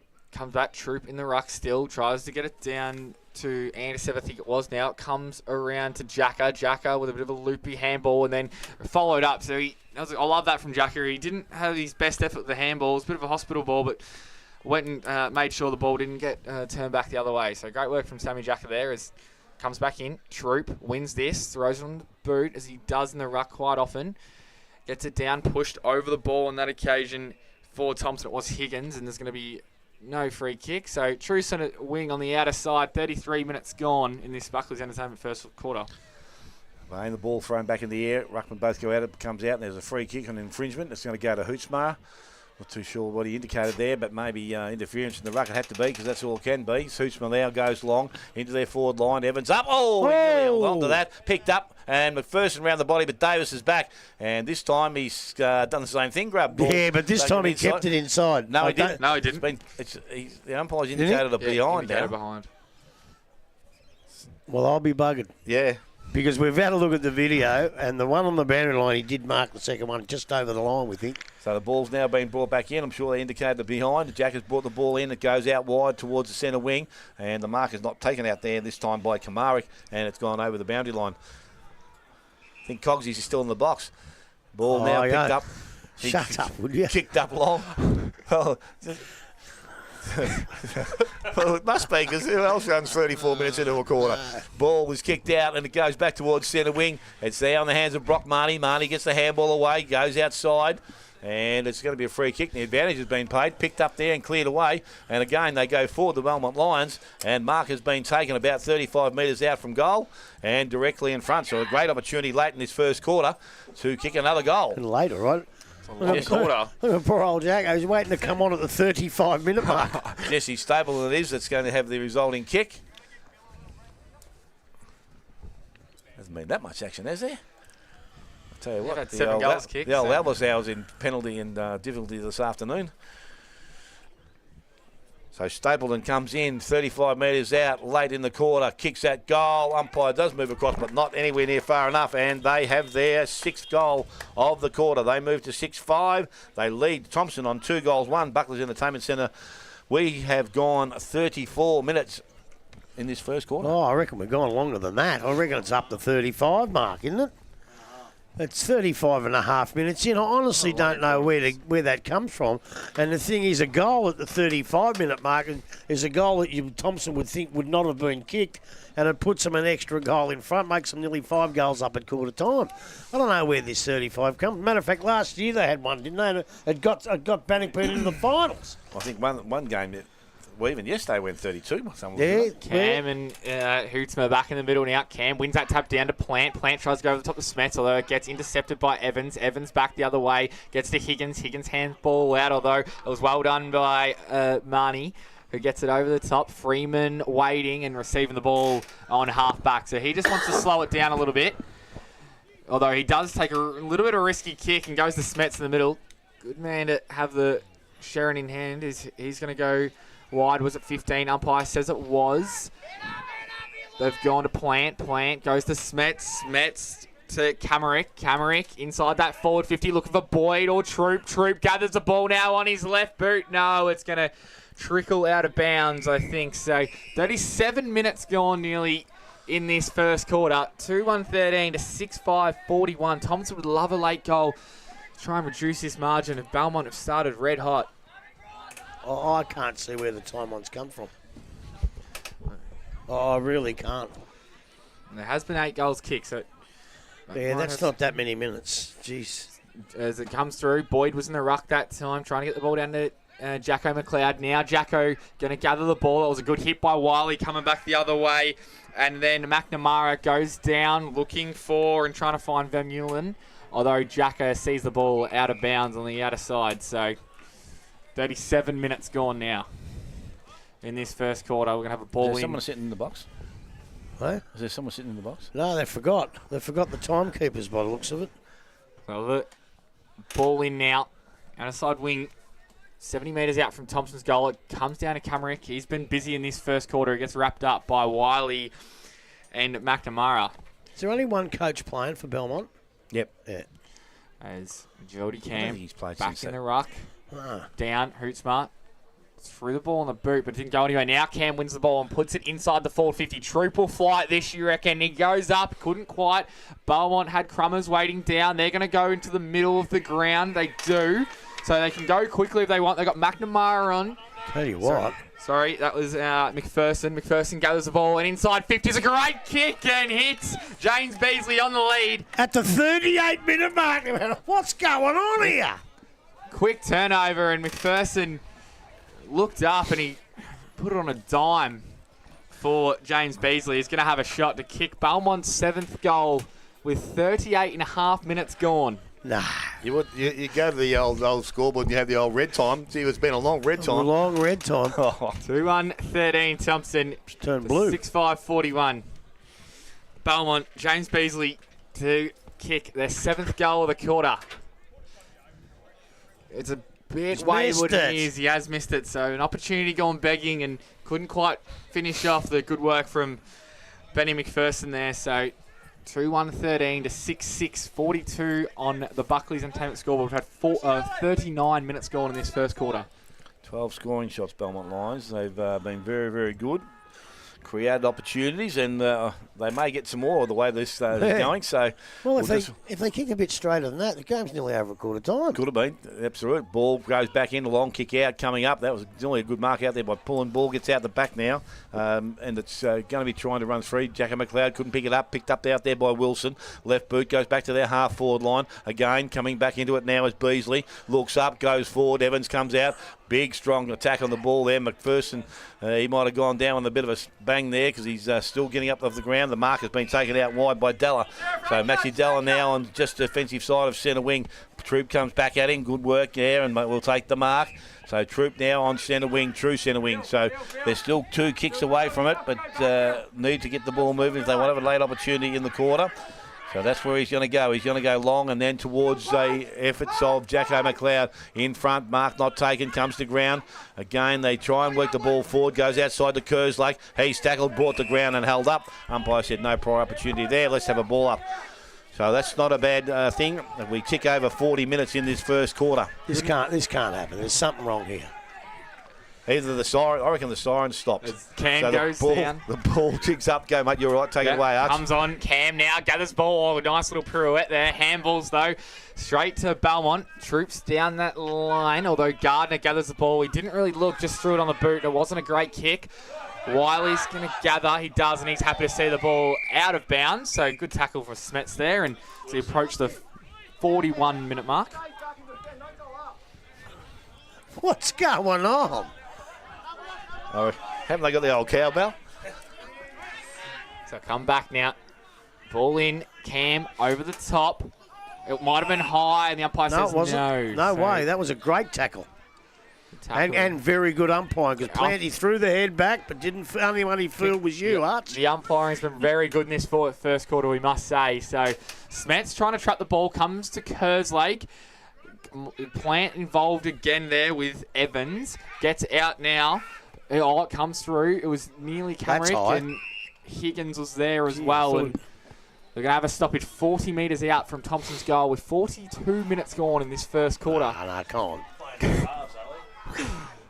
As the ball back in, Cam down in Kerslake's direction. Here goes Jacko McLeod. Gets it on the boot. Now comes out to Boyd. Boyd couldn't trap the ball, and it was well done from Belmont. It was a bit of a hospital kick up and under, and Jared kicks the ball. Is it going to be out on the full? They're going to be allowed the shot, or did the siren go before? They are going to be allowed the shot. Yeah, the kick was before the siren. I reckon it went out in the full after the siren, but the kick was before the siren. So it's going to be Neil and Jose. Another shot. No, he's going to say no. He's going to say no. So that's the end of the first quarter. 2-1-13. Thompson to 6-6-42. We had an amazing 41.5 minutes gone in that Buckley's Entertainment first quarter. Goal kickers for the home side, Lucas Boyd and Darcy Troop, and for the Belmont Lions, 2 to Jack Evans, 1 each to Thomson, Stapleton, Wiley and McPherson. Take a short break, come back. Second quarter action not too far away, and we'll hopefully have some scores from around the other grounds. You listen to 94.7 The Pulse, your home of local football.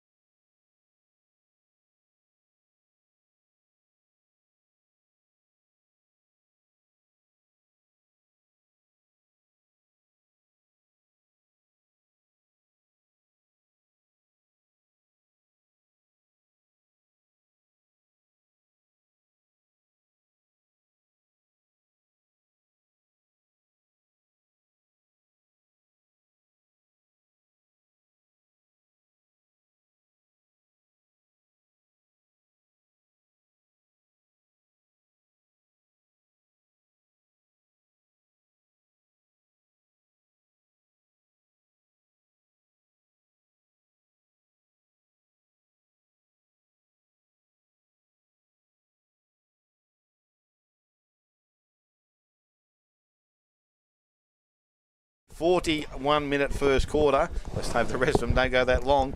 It's interesting to see that the Belmont Lions are straight out of the block, 6-6, 42. They lead Thomson 2-1-13.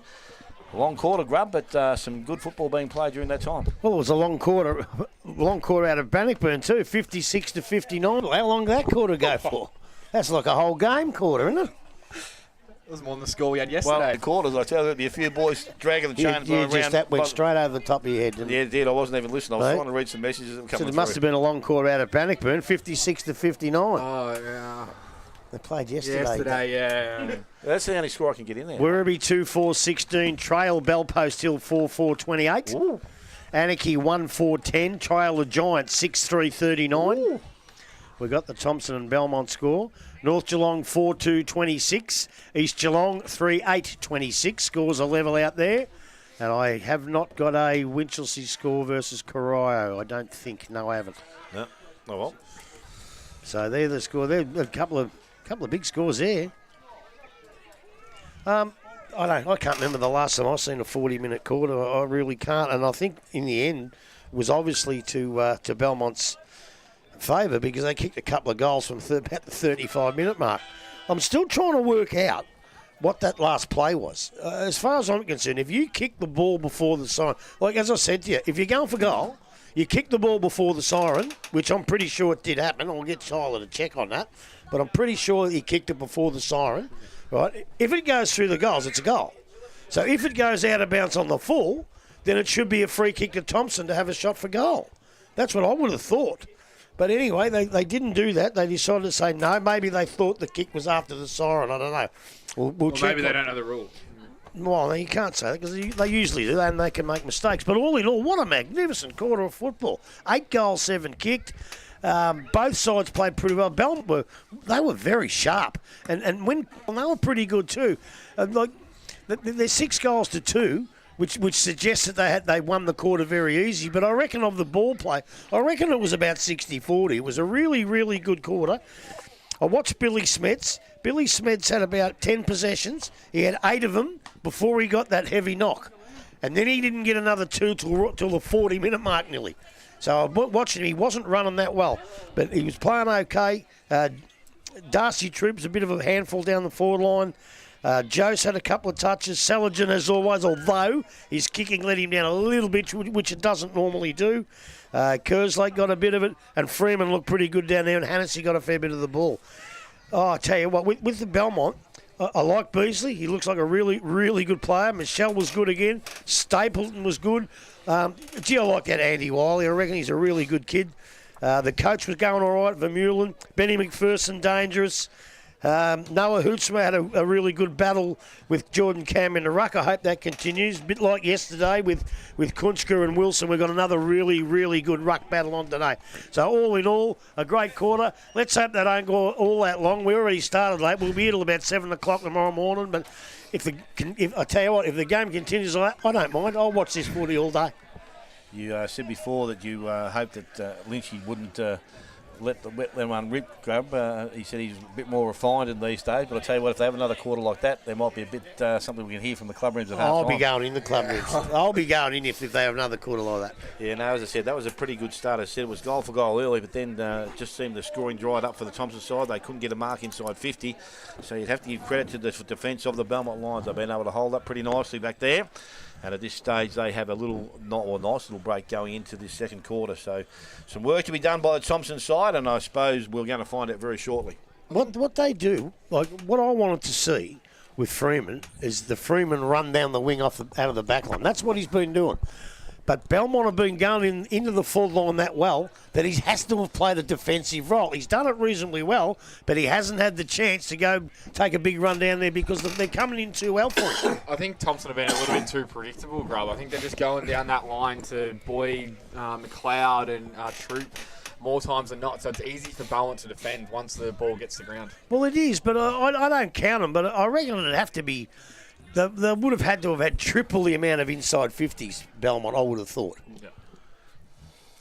Yes, they've created a few chances. As I said, if that had been another 3 goals on the board, Grub, we could have been looking at done and dusted. But the ball is now with the umpire. Start of the second quarter. Cam up against Hootsman. Neither up and get a hand on the ball. Goes back towards centre wing. Smets leads in the race for the ball.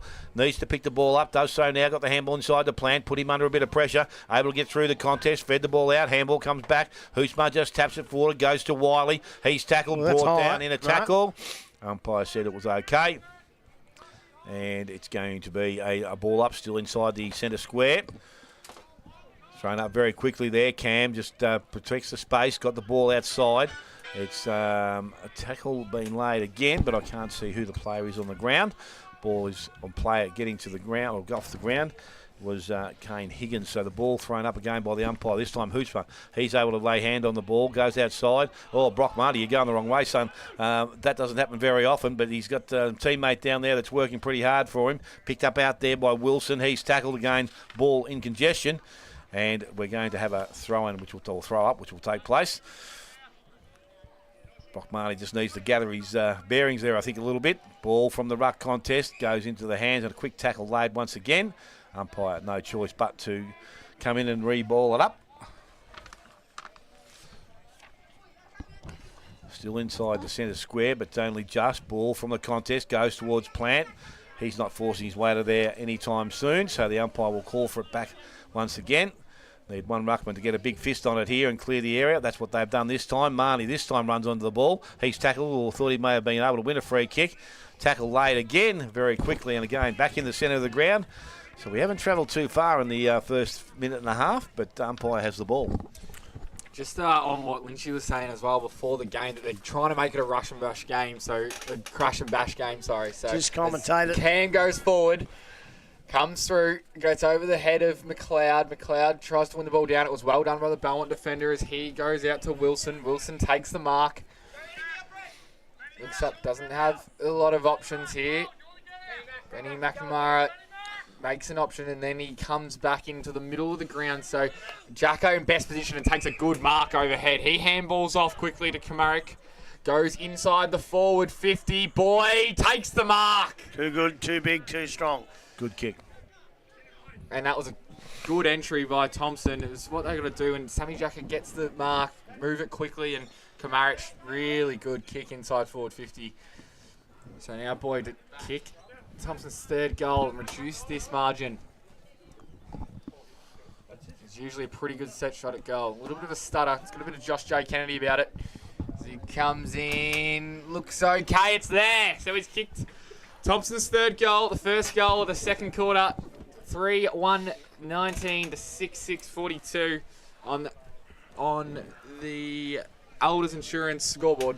Well, with that kicking in the first quarter, they have left the door open for Thomson, and Thomson's a side that you don't want to leave the door even a millimetre ajar because they'll get themselves back in the game. And they've obviously started this quarter a lot better.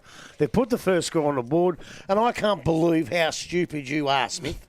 What? Looking for Corio Winchelsea scores when it's a twilight match. You galah. Yeah. You galah. Yeah, well, I don't. You know what I do at Twilight Games, Grub? I'm well and truly done You're by then. asleep by then. Yeah, absolutely. Ball back in the middle of the ground. This time Ruckman will go out. Hello, someone's running the square here. Huh? I reckon he's come from the wrong side of the circle. Maybe. Yep, so the ball from Hootsmar goes back into their forward line. In front, Evans. Mark not taken the first and couldn't take it cleanly out of the contest. Picked up and cleared away by Davis. Kamaric's got his hand on the ball, but he couldn't pick it up cleanly. Now the Belmont Lions through. Evans go back inside. That's a nice little put forward. And the mark has been taken there by Allen. You worried about the distance there, Grub, were you? Oh, no. What I was worried about, what I was trying to say at the next break in play is we had a great... Loved our goal for goal in that first quarter. Well, Thomson can't afford goal for goal at this point. They've got to kick 2 or 3 before Belmont kick another one, and all of a sudden Belmont have a chance to do just that. So Josh Allen with the ball, and he's going to kick from about 45 degree angle also. He runs a little bit wider and kicks in towards goal. It's going to drift off and offline and through for a minor score. So he has kick. 2 behinds. Belmont Lions now 6-7. They still lead Thomson 3 goals 1. We've gone just over 4.5 minutes.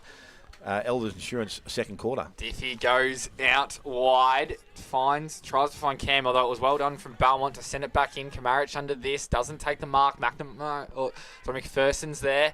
He gets the ball, and then Kerslake takes on 2, and it was a great tackle from McPherson. He'll win the ball. So is 50 metres out from Belmont's goal. Wasn't a huge chance to get rid of the footy, but just enough. Then slow, piercing kick and taking the mark. No, just fumbling it was Vermeulen as he comes back to Russell, who kicks it into his opponent and then falcons the ball as he keeps running. So, bit of a clanger there for Charlie Russell. Kicking it right in the face, didn't it? 35 metres out from Belmont's goal here. They've had, unbelievably, they've had 13 scoring shots so far to this game as Evans does well. He's going to get the hands off. I don't know if he got a handball, but he's holding the ball. And here goes Smet. He's going to switch to Saligan, who's already had 2 out of bounds on the full kicks. This one is a little bit better. It's all right to not. Go, that's it. Wilson's going to be careful. He doesn't give away a 50-metre penalty. Doesn't use Hennessy, Paddy Knott. He just decides to go in that Gardner direction. And Plant comes across. He might use Hennessy now. He doesn't. He uses...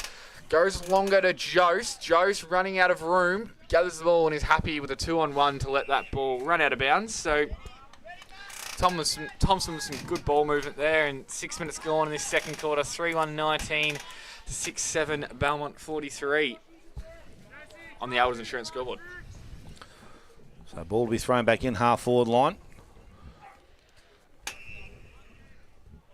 There's a free kick being given already. I'm not too sure who it's going to and why, but it's going to Belmont. It's going to Belmont, and it looks like McNamara is going to be the recipient. Maybe from the trailing umpire, I think. Yeah, I'm not too sure what happened he's there. going to get it back. The ball's going to come close to the boundary line and be pushed over, and there's going to be a throw-in which will take place. The worst thing about those trailing umpire free kicks is none of us ever know what they were for. Yeah, no. So the ball now with the umpire, and again throws it back in on centre wing. Front position, Cam ball from Hootsmark comes to the front of the contest. Hennessy, his little kick doesn't travel too far. Going back and collecting the ball. Handball comes out there from Murdoch. Fed it out towards was it not Plant? It wasn't. It's picked up there by Joes. He goes back and it's into the hands of Kamarick now. Takes a bounce, looks up, wants to take them on. Got the handball back inside. That was good play. Oh, his teammate there and Higgins, he went to sell a bit of candy, and unfortunately the candy came out of his hand, and it's going to be a ball up now on the half-forward line. Umpire said, let's have it back, and he will get it back now. So thrown in the air, Chasey Troop down there, Hootsmar up over the top. Belmont Lions with some numbers around the contest. They try to win it out. It's going to be cleared. It was Thomson that came out, got the handball further afield. Goes back towards Wiley, spoils over the top. Umpire says, let's have a throw in, and that's what will happen. That must have been awfully close too. Awfully close. So back with the umpire now. Throws it back in. Again, both ruckman there. Cam takes it back towards the front of the contest. Picked up Wilson. A little bit of time. Puts it on the boot. Good hands. Wiley in front. Takes a strong mark. So Wiley now. He looks to go into their forward line. Evans has a chance. Behind. Tapped away there by Saligan. Goes back and collects his own ball. Puts it on the left boot. Back towards centre wing. Gardner. He's in the right spot. Will take the mark. So Gardner now just looking to steady things down. He goes. Brandon Gardner goes long into their forward line. McLeod makes some ground. Kick had a little bit too much on it. Got out the back. Troop missed it. Couldn't pick it up. Eddie has now for the Lions. Chips across the ground. Dangerous. Has support though, and it's going to work from Michelle. Back to Eddie on the left boot. Goes out wide. Murdoch's made some good ground to the far side of the ground. Handball's back inside. It was smothered. Ball goes over the boundary line, and another throw-in which will take place on the far side of the ground in between centre wing and the half-forward line. This time for the Thomson attacking into the ground. So we tick over almost 9 minutes. It's 6-7 to the Belmont Lions, 3-1 to the Thomson side.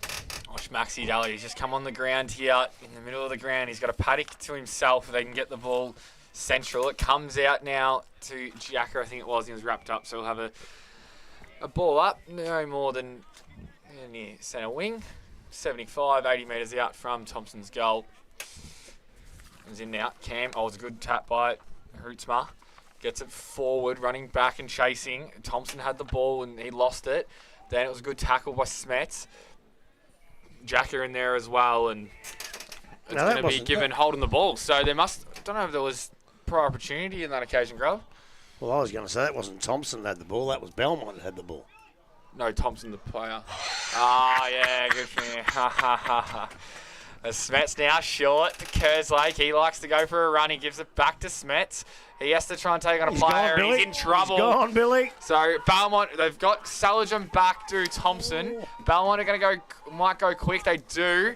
Handball into the middle of the ground. Oh, no worries, getting rid of Jacker on that occasion. I think it was Beasley. Oh, but he turns the ball over to Higgins. It's a shocker. Higgins looks in the forward 50 for Thomson. He sees Boyd. Boyd runs and takes. Oh, Drops no, he just drops the mark. Now regathers the ball, comes back in the middle. Handball over the top. Jost might gather. He does. No, not quite. Good defence from Belmont here. Going to be a free kick here. It's going to be a free kick, and it's going to go the way of Belmont. So probably an opportunity going begging for Thomson. Lucas Boyd probably spent it before he had it. It's going to go the way of Harrison Thomson. So Thomson now goes out wide. Slorak there, good hands, takes the mark. Needed to, because there was some close attention from the Thomson side. He goes quickly down towards centre wing. Kick wasn't great. And Freeman slides in and takes the mark. Got options across the ground. Just needs to spot them up. Hennessy wants it, but he's not going to get it. He goes back towards the centre forward. Another whistle here. He's going to go. All he's going to do is make him go back behind the mark by the looks of it. Oh. Anyway. So the ball now coming back. Daniel Freeman says, I want the ball back. So Paul Davis just wanders across. We'll hand it back to him now, so we'll start it again. So Freeman now from the defensive side of centre wing comes back towards Stelajan and some space by himself now across the ground. We'll use Knotts. He's in some space by himself. There's an option short up the field, and that's what he goes to in Hennessy. So Hennessy now still defensive side of centre wing, but does have the ball in hand and looking to go long in towards the centre forward position. Probably changes direction late, goes out wide, and that's a good mark out there by Cam, and he takes the mark inside or just on about the 50-metre line, and he's going to steady himself and go back and look at the goals. So Jordan Cam with an option here to kick one or to set it up. By the way, he's going back and he's going to have a shot. And he's definitely why not? Grub. Yeah, why not? Take a very good kick from this position. Well, I think Jordan Cam is a very good kick as a rule. So if you're a good kick of the footy, have a crack at it. So he wanders in now, kicks that goal. He's going to go across the face. Won't even make the distance, I don't think. Ball now back in the field of play. What was his name? It's a goal, Kamaric. He has picked the ball up at the top of the goal square and has put one through. And a much-needed goal for the Thomson side. 4-1. Thomson, and they trail Belmont Lions 6-7, and we are in the second quarter. Elders Insurance scoreboard. Well, the point that the Belmont Lions kicked down here have just given the Thomson side a chance to go 2 in a row, and by geez, 3 in a row, and we're back in it. And all of a sudden, after a great first quarter, Belmont. If you've noticed, Belmont, their kicking to position in the first quarter was fantastic. This quarter, it's actually poor, and I put that down to Thompson's increased pressure on them and even the perceived pressure, and they're not handling the ball as well. Back in the middle now. Hootsma versus Cam. Cam wins the tap, although taps it straight down Beasley's throat, and then Hootsma gets it forward again with the fist, comes to Van Meulen as he gets wrapped up by Naughton. Umpire says hold the ball. No up. There's no prior opportunity whatsoever. He gives the quick handball off to Jacker. Jacker with the one to the tip of the 50. It might be Daniel Freeman. It is. How the hell did he get up there? He just come on the ground and ran that way. So Jacker with an up and under ball, and there was no real competition in the air, and Freeman basically took an uncontested mark at the tip of the 50, and distance in his ripe old age, I don't know if he's got it in him, boys. You'd have to kick at 55. He might sell some candy and run around him. Well, I'm not sure it is 50. I think he's actually a chance. Here goes Daniel Freeman. It's right off the boot. It looks a little bit near side over the top. Oh, it was a big fly by Kamaric in the pocket, although the ball is going to stay in. Come to Hennessy. Hennessy goes inboard. Oh, Thomson player and Boyd slipped over. Comes back now. The umpire's seen a free kick, and he's going to go give it the way. Oh, they're going to go the way of Antisev, it looks like. He's paid a kick and in danger. But no one had their hands on the bloody when I don't think there was anyone there. He just saw the boot go in and decided that's dangerous. But it's not dangerous. What happened on that? There wasn't anybody there. So, and it's 50 metres as well for descent. So Antisev is going to kick a certain goal. One of the young stars of Thomson is going to kick their 5th. 5-1 Thomson now. 31 to 6-7, 43. They're coming back in this second quarter. 15 minutes gone. Brought to you by Elders Insurance. Yeah, look, a couple of mistakes by the umpires there, and I think they've done a really good job till now, but 2 or 3 bad blues there, and it's given Thomson a really well-needed goal to bring them almost back into, right back into the game now at 6-7 to 5-1, and, but no matter how frustrated that you get with an umpire's decision, right, and I'm assuming that the 50 was for dissent, you've just got to keep your mouth shut, because a goal from there was a 50-50 chance turned into a bang, smack, easy goal. You've got to keep your discipline and your mouth shut. So ball back in the middle of the time. Hootsma up over the top. Ball comes out, goes in the hands of Smets. Left boot goes back into their half-forward line. Ball gets out the back. Who's going to win possession of it? Tap further afield. Looks like going towards Freeman. Freeman on the right boot, round the body, and he is offline. So he's created a couple of opportunities, but unfortunately both not good at this stage. 5-2 now Thomson, 6-7 to the Belmont Lions, and we have ticked over almost 16 minutes. Ella's Insurance second quarter scoreboard. I'll tell you what, he's breathed a little bit of fire into that forward line. They're adding a lot of life into it, and he's going to be dangerous up there. They've got to put somebody on him, someone who's got a bit of speed. So the ball brought back in from the full-back position. Pelham goes out long, goes wide. Gee, I don't know whether that was incorrect. It was outside the range, I would have thought, but it's going to be now held up right on the boundary line, far side of the ground.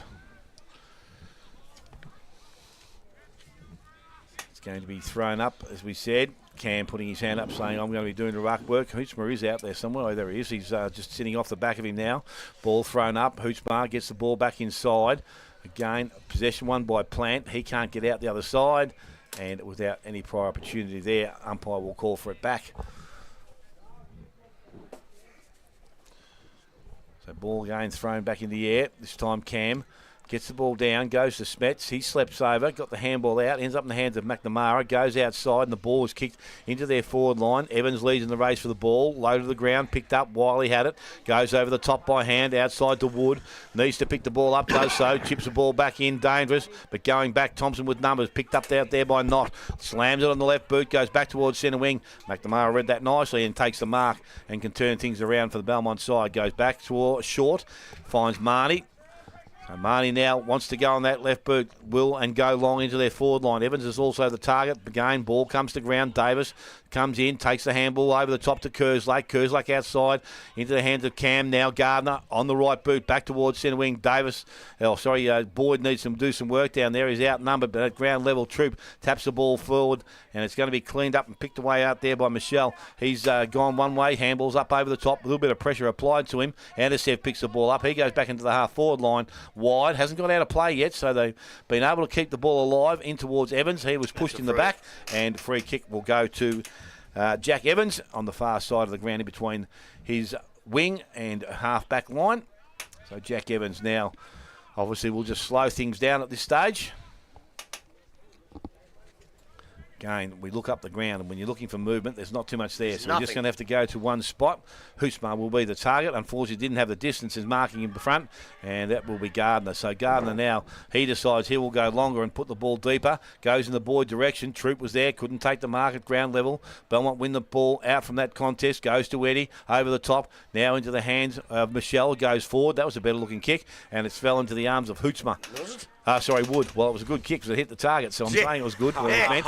So I'm just hoping that's what he meant. So ball now gets into their half-forward line. Again, Eddie has it, went in the one way, back the other. Now to Beasley. Beasley takes them on, runs, carries, handballs back inside, puts himself under a bit of pressure, but he's able to get to Evans. His look inside, it wasn't a bad option, but it's now in the hands of Jose on the half-back line. He needs to get rid of the ball and does so. He goes long. Freeman there, 2-on-1 situation. He's got some numbers around him now. Darcy Troop did nice. He took the ball out of the ground. No prior opportunity, and umpire will come in, and we will have a ball up. 19 minutes gone. Sounds silly, but 19 minutes into the second quarter, Belmont are 11 points up, and they dearly need a goal, and they can't get one for love or money at the minute. So come now, Cam goes in the direction of Smets. Smets might go the ball here. No, it comes out to Freeman. Goes this way and that way. Now Smets inside the forward 50. Is he going to go for goal? He might. Is it in? It is! Kicks a good goal. Billy Smets from a tough angle. He went the conventional drop punt. And Thomson are right back in this now. 6-2, 38 to 6-7, 37. 20 minutes gone on the Elders Insurance second quarter scoreboard. I think I think Lynchy's might be telling a few porky pies. I think he might have given him a spray at quarter time. For that I didn't have my headset off. I should have No, I listened. should have went over because I reckon he has, because they have lifted immensely. Belmont aren't delivering the ball, as I said, because of the pressure, but they've had it up here and all sorts of. Evans had a chance, Wiley had a chance, and they just couldn't manage a goal. And as I say, now they're only a couple of points in front, and they really, really need a goal, and they just can't get one. Thomson are choking them. We're back in the middle now. Hootsma and Cam. Cam down in the Cameron direction. Coming through the other way was Allen. He now gathers the ball. That was good ball movement. And then it comes to Eddie. Eddie goes inside, forward 50. It's an up and under ball. Can Evans get there? It was well done from Saligan to put the body on now. Coming through, and probably a high tackle. It wasn't given to Russell. And the ball's now going to be balled up 45 metres out from Belmont's goal. And you're exactly right, Grub. They need a goal at the moment. All the momentum going with Thomson.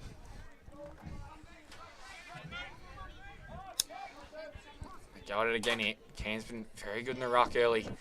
Goes down to Jacker. Jacker just slams it down, playing in front. Very well done on that occasion. Comes forward, and a couple of players flew. One of them was Evans. Kerslake gathers the ball, gets out to Diffie. Diffie to Gardner. Gardner short. Can he find Andersev? He does. Andersev now might look central and might go long down the line. It's one of the favourite sons. Maxi Dalla comes for a spell, and Jed Hennessy goes onto the ground, and down that line over. It went through the hands of Wood. It was on that occasion. Melbourne have the numbers set up behind the ball, although Jacker might have. It picks it up cleanly. Now they're going to go inside 450 Troop, and then Jose. Jose runs to 45. Is he going to kick the goal? He does! Great hands, great play from Thomson, and they've hit the lead. 7-2, 44 now to 6-7, 43. 22 minutes gone on the Elders Insurance scoreboard. Well, I suppose at quarter time, 4 or 5 goals down, you come out at the 22-minute mark, they've hit the front. And that's been all Thomson. Belmont obviously trying their hardest, but Thomson have put the foot down. And from looking like a reasonable side in the first quarter, they've gone on to look like a very, very good side. And I think you could say the opposite for the Belmont Lions. So the ball now back in the middle of the ground. Hootsma going up against Cam. Cam over the top, gets the ball down, runs back into the hands of Murdoch. Got the handball, missed the target coming their way, but he's going to win a free kick for a late push. And Murdoch, for all the Belmont Lions, will have the ball half-back line. Evans makes some space wide, and that's the option he goes to now. Nice kick, good placement. McPherson's got some options short for him, but he's decided to go that little bit longer. Chips out wide towards his coach in Vermeulen, but picked up by Hennessy. His kick round the body, goes back towards the boundary line, and the ball will now go over and will be taken by the boundary umpire, I think, and will throw him back in. So just waiting for the young fella to set himself up. Cam and also ball now from the ruck contest. Over the back, Wood it was this time doing the ruck work. Comes out to Wood once again, look for the handball. Wasn't effective. Cam picked it up, taken out of his hands by Evans, puts it on the left boot, runs it back into their half-forward line. Davis is there with Hootsma. Davis just does the right thing, kicks the ball off the ground. He goes outside, but it's going to come back quickly because Sheriff is the only player there. Goes short, and a nice little bit of interception there. Work from Russell. Sees the ball over the boundary line. So Thomson now able to set up and get some players back behind the ball. Evans comes to the boundary line to have a bit of a spell.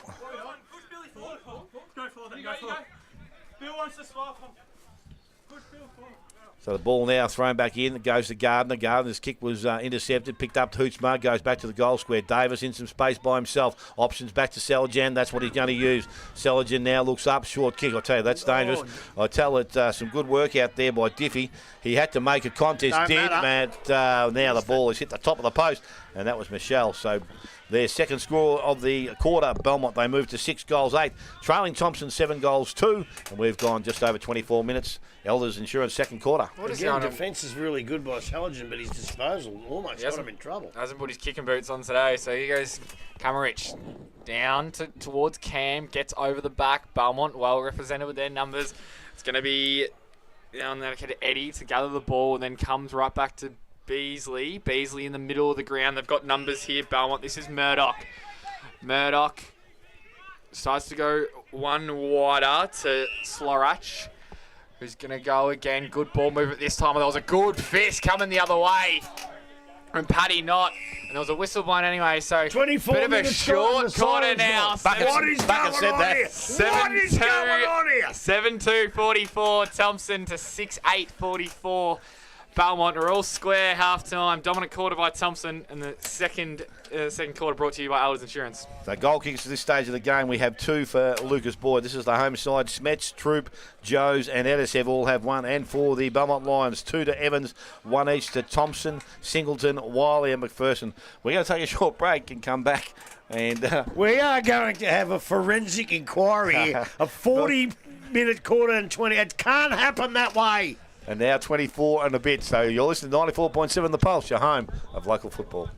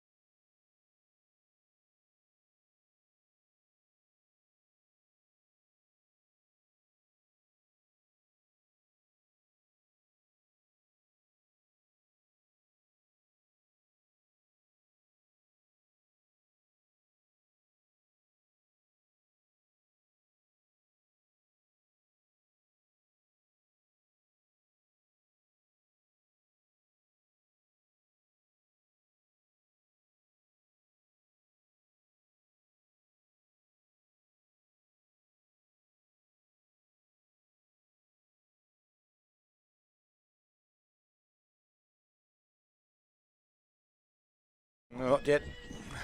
Try again, mate.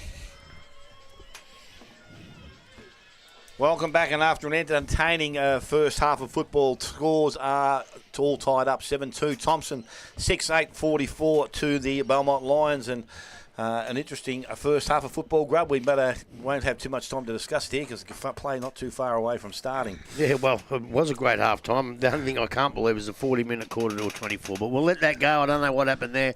Belmont's first quarter was magnificent, but Thompson's second quarter was great. Belmont kicked 3 or 4 goals in the last, what we call it, red time in the first quarter. I tell you what, if that quarter went for 40, Thomson would be 7 goals up. Yeah, no, as I said, and there is a bit of a breeze, they said, going out that way. Nah, So the game has started. No, both players have said that out in the ground. Ball comes out of the middle contest. It's going to be picked up by Kamarick. He can't get out of the contest. Umpire comes in quickly. We'll try and get some scores to you shortly as we go through this quarter of football. Ball back with the umpire, thrown up, and through in the middle of the ground. Cam had a touch on it, then tapped it further afield. Picked up going the other way. Wiley got the handball out to Marnie. Marnie goes into their forward line. Kick goes over the top, goes towards Evans. He can't pick the ball up now at ground level. Players converge, and it's been held up once again. Umpire to come in.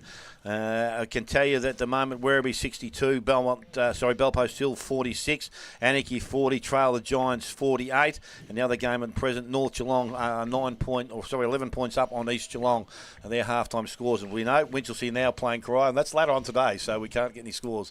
That's why. Is it? Yeah, that's a little bit. So, and I won't be going out there afterwards anyway. So, ball back with the umpire again, top of the 50-metre arc here.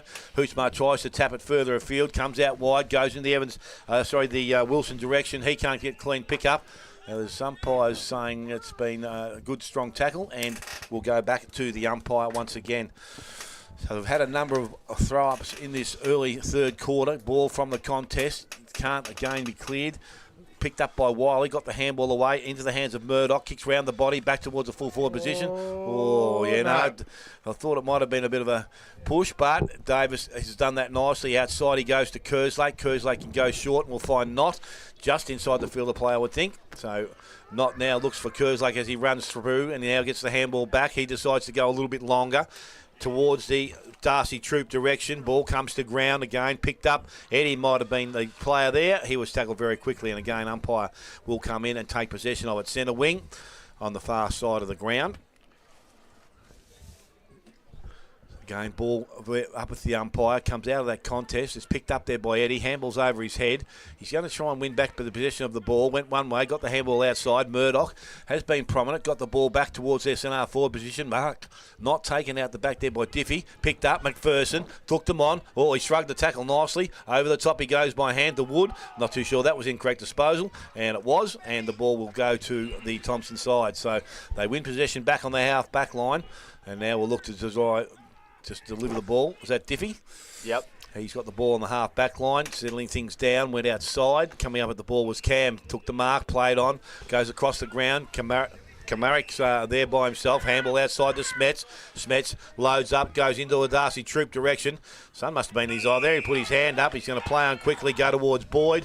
That wasn't a great kick going forward there by Darcy Troop. Into the pocket, ball bounces just inside the field of play, and has now been pushed over. So we tick towards the 3-minute mark of this third quarter. P&R Foods third quarter. It is Thomson 7-2, Belmont Lions 6 goals 8. So we'll have the ball in now. No more than 20 metres out from Thompson's goal, and the first goal in this second half is going to be massive. Watch for Kamaric on the move here. Boyd gets the ball down. Anderson overrun it now. Boyd trying to gather the ball and does. They don't want to fall on top of it. He gets the ball out. Beasley involved there as well. Now they'll get the ball out through Wiley. Goal. Davis drops the chest mark and then mops his own work up. He's going to go inside the forward 50. Who's there? Higgins over the top. No, not quite. Handball out now. Kamaric was involved and so was Troop. Umpire says play on. And the ball is now finally out of bounds in front of us in the broadcast position. It's a hot footy early in this second half. Thomson. There's the ball. Blind Freddie would have seen that, I would have thought. Ball back in now. Cam fights a front position. Just doesn't get it. It's good. Now Kamaric handballs in front to Higgins. Higgins gathers the ball. Can he get... No, it was a good tackle. Give it a great call from the umpire. No prior opportunity. Another stoppage, 40 metres out from Thomson's goal. Goes down Cam. Oh, well done from Smets. He roves the ball, has a shot, and just didn't get the connection he wanted. But it was beautifully rowed from Billy Smets. Kicks the first score of the second half, 7-3-45. Thomson to 6-8-44. I think he might have copped a bit from the Belmont. 4 minutes 34 on the PNR Food scoreboard. But they're still giving it to him. Honestly, don't know why that happens when you get a good player like that. Pelham gets the ball. He goes out wide into the back pocket. Eddie has the ball, takes the mark in the game. Can go back to the goal square. He's not going to go there at this stage, but he's going to go down the line now.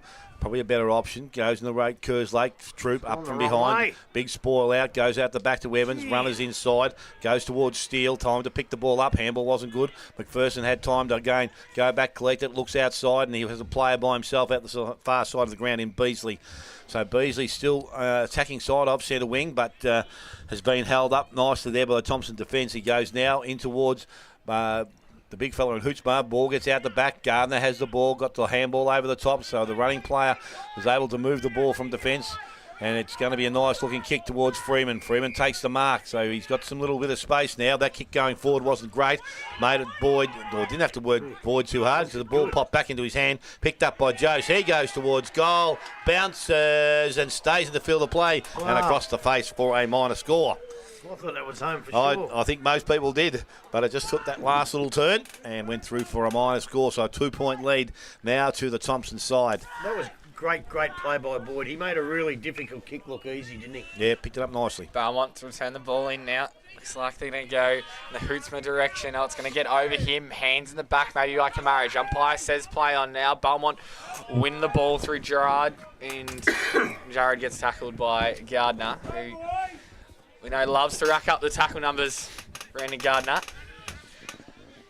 Now, Hootsma and Cam. Hootsma winning it on that occasion. Now it's going to be Jacka versus Van Meulen. Jacka gets wrapped up and it's going to have another stoppage. So a lot of contest footy early in this second half. Thomson with the 2 solitary behinds in this third quarter. Ball on true centre wing now. Cam and Hootsma. Or maybe a tunnelling. It's a block. It's going to go the way of Geordie Cam. So, no, it's going to go the way of Geordie Cam, yep. So it might have been, the umpire said block. Could have also gone for tunnelling, but Geordie Cam goes down the line to Darcy Troop. He's got to go back now. It wasn't the best kick for him. Oh, he nearly had it in the second attempt. Here goes Higgins. Gathers the ball. Kicks a bit of a floater. It might roll through. No, it gets to the tip of the goal line. Here goes Hannessy. One way, that way, comes out now, and it might be a stoppage if the ball stays in. It is. Umpire says give it to me, so we'll have a stoppage no more than 10 metres out from Thomson's goal. Sean McNamara was one who got tackled right on the tip of the goal square.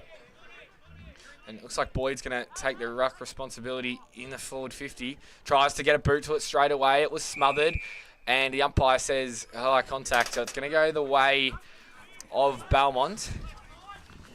And that was McNamara now. Goes out to the pocket. Freeman closes the space down quickly. Still got the switch on if they want it. He might go back the other way now. Got a player in Slarach on the other side. No, they're going to go down that line. Russell's there. Davis the fist over the top now. Kamaric on the bottom of that pack. He's really coming to the game in this last 2 quarters as the ball's now handballed out. There he is again, Kamaric. He's been in absolutely everything. Gets it to Boyd, and Boyd sees the ball over the boundary line. So we'll have a ball in. 8 minutes gone in this third quarter. 7-4-46 to 6-8-44 on the PNR Food scoreboard. Ball with the umpire in front of the scoreboard to be thrown back in. Boyd now finding front position. Goes after it. Actually, his teammate over. Ball kicked off the ground, or hit off the ground by Hootsma. Goes outside. Hannessy had the ball. So umpire says that's incorrect disposal. Free kick is going to go. That's 50. Going to go to, yes, and it has been awarded as well. So Michelle is going to take the ball and run his 50. I'm not too sure where the umpire's given it to, but he's still going. It's a nice bit of land gain there. So he plays on now. No one standing the mark. Goes long into their forward line. Open goal square. Ball runs towards the goals and through for a minor score. You know what? It wasn't undisciplined. I reckon he went to pick the ball up and dropped it. It is 50, but it's not undisciplined play. He's going to get dragged as well, Anderson, for that. Yeah, I think he was a bit stiff, but it was there, but it wasn't undisciplined. He might have already been coming, maybe. So anyway, ball from the full back position this time. Broad clubroom side in front. Nice mark out there. Hootsma drifted across the front of the pack now. And he will send things back to their forward line. Goes low and flat. Good kick and coming out. And the mark has been taken out there this time by Jake Wood. And he's in line. In distance anyway. And just the kicking accuracy will be required here. Yeah, I don't know how many goals he's kicked this year, but I think he really needs this one. This is a very important goal for him. So from about 35, I reckon. That's all he needs to make the distance. At this stage, hasn't troubled the scoreboard at all. Comes in, kicks that goal. Looked okay off the boot. Looked very nice off the boot. And that is straight to the middle. Their first goal of the second half. And it puts them back in front now. They're 7-9. They lead the Thomson side 7-4. 10 minutes gone. P&R Foods third quarter. It's just one of those games, isn't it? Thomson probably had 2 or 3 opportunities to get a goal. I thought they'd have got one, but it bounced the other way. And they had them opportunities, and Belmont's taken it down in one foul swoop and kicked a goal and put themselves back. Well, is that their first goal for the quarter? Yeah. Yep. Really, really needed it because they haven't kicked one for quite a while. I think the last time they kicked one was about the 57th minute of the first quarter. Out of the 14 goals kicked, I think maybe 11 of them have been to the Belmont end at the moment. So maybe the breeze is playing a bit of a factor as we're back in the middle now.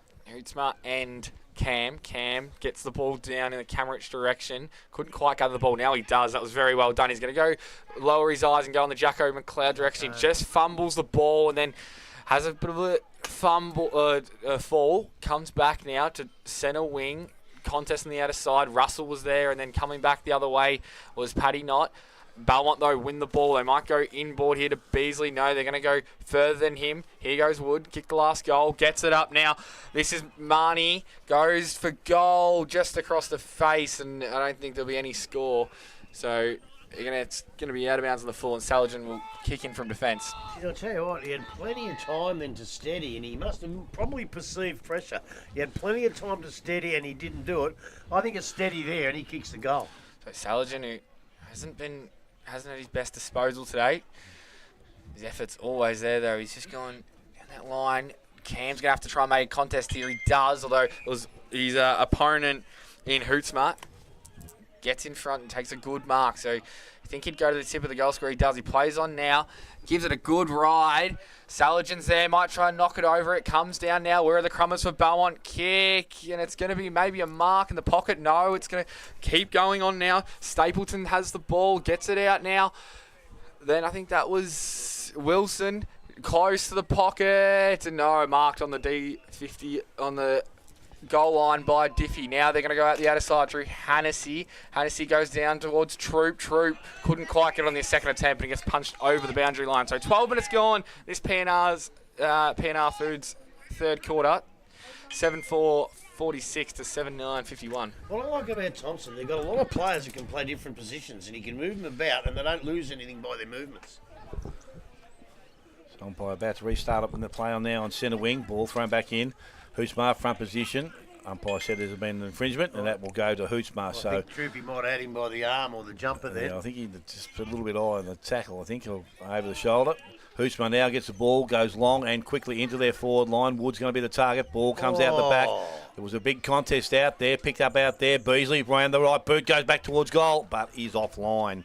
So Beasley 2 behinds for the afternoon. 7-10 now to the Belmont Lions, and 7-4 to the Thomson side. It was going to be brought back in again from Diffie, goes out wide looking for his teammate out there. Unfortunately, the bounce wasn't favourable.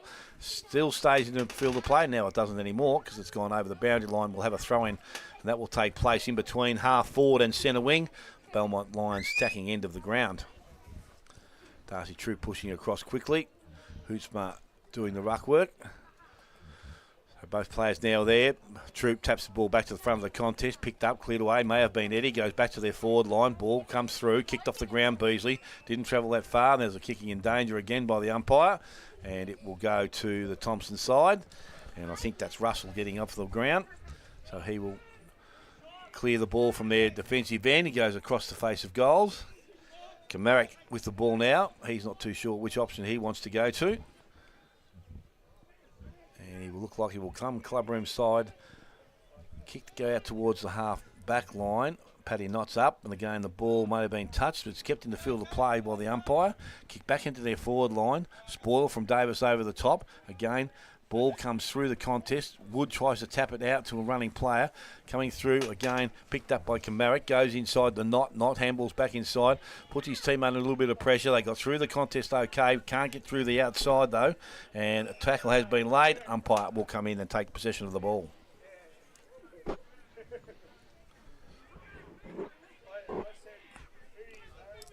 Umpire with it now.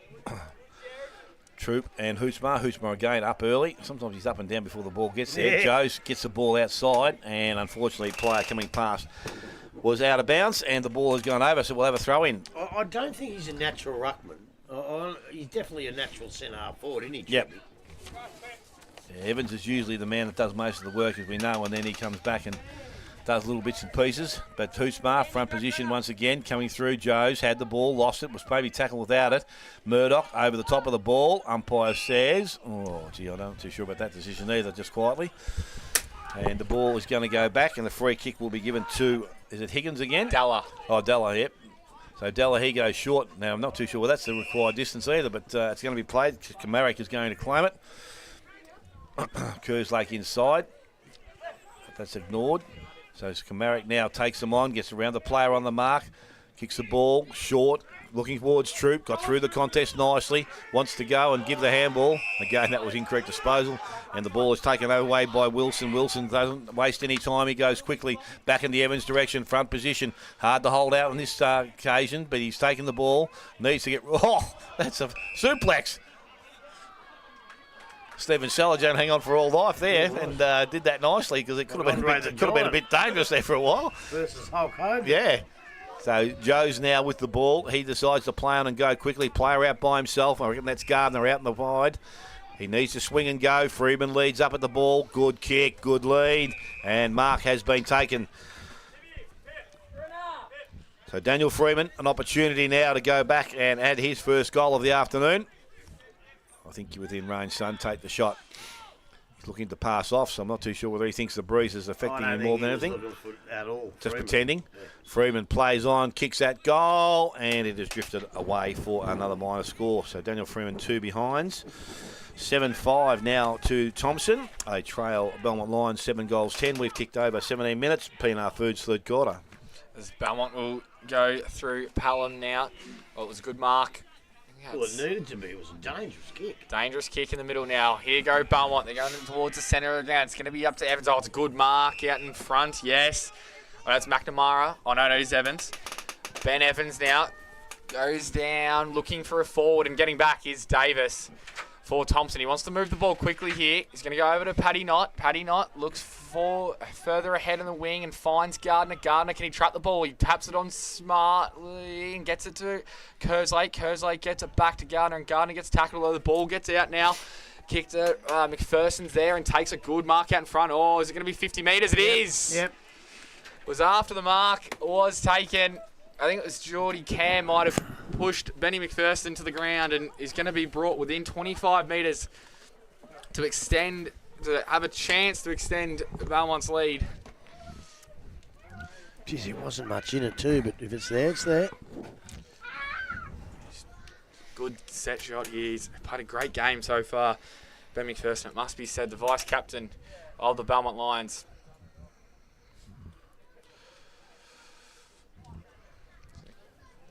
Not too much angle about it. He's 25, 30 metres out to the scoring end. Oh, he makes the goal umpire work, but he's kicked it. 7-5, 47 to 8-10, 58.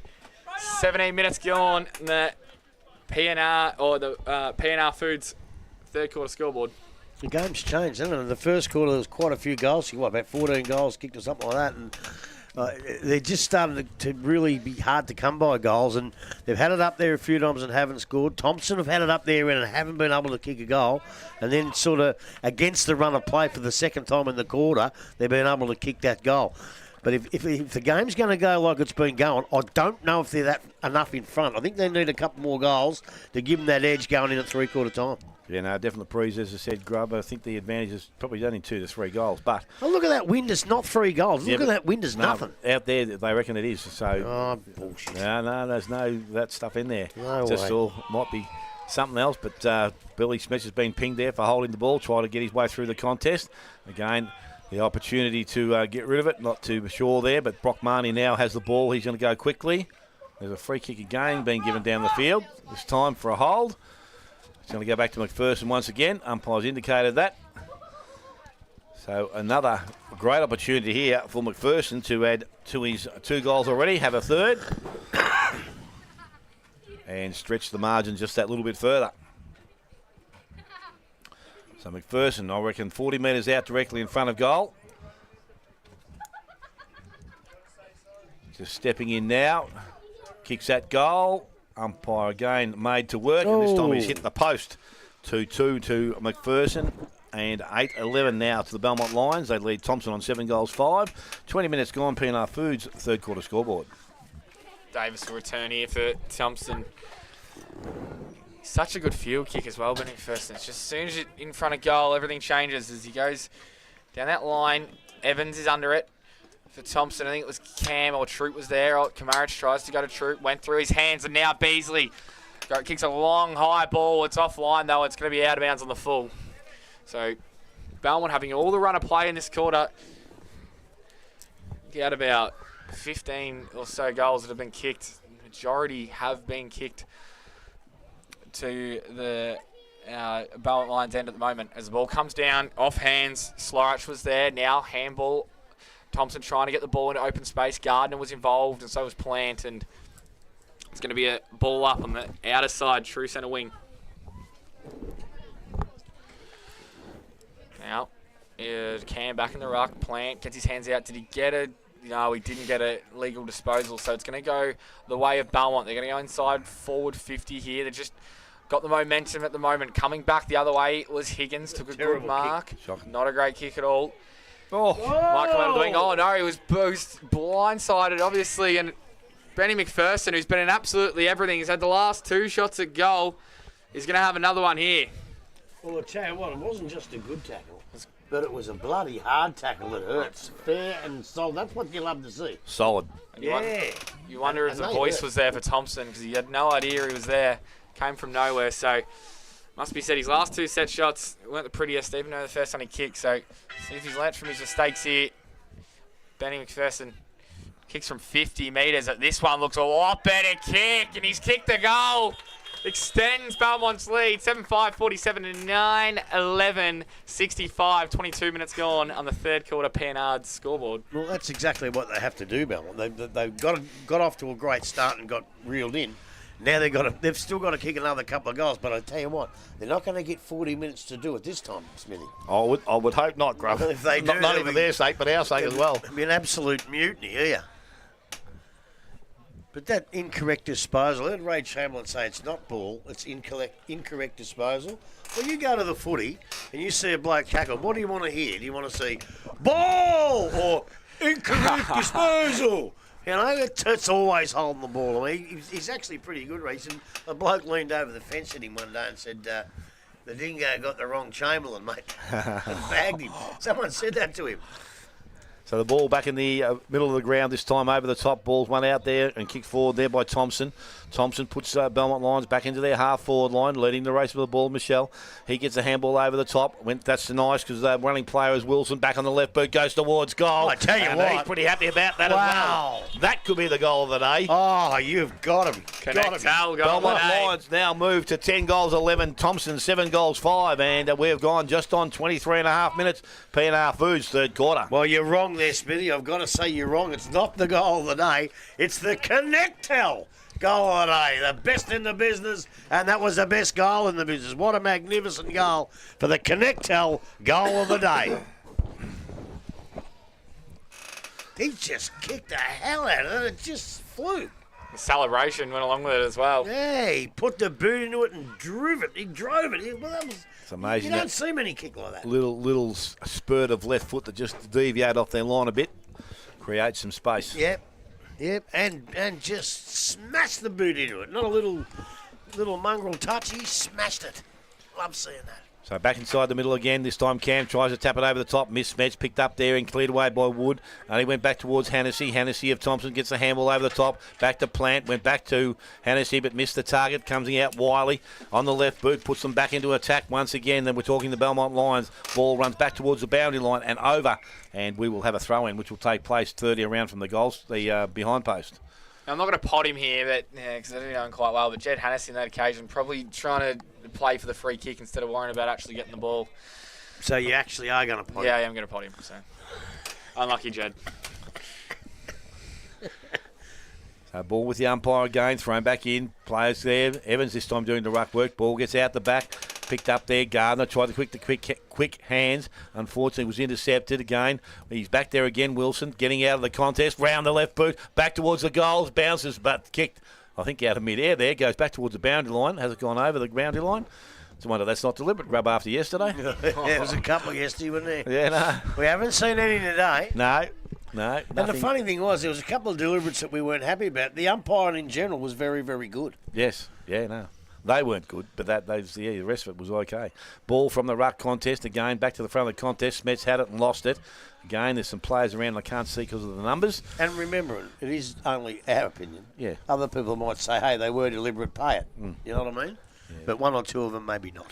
So the ball now from the ruck contest picked up, cleared away. Thomson bring the ball out of defence, go back towards centre wing. Joes is there. It gets a little bit further past him. Picked up, Wood on the ground, fed the ball out. Joes went after it. He was tackled and brought down in the contest.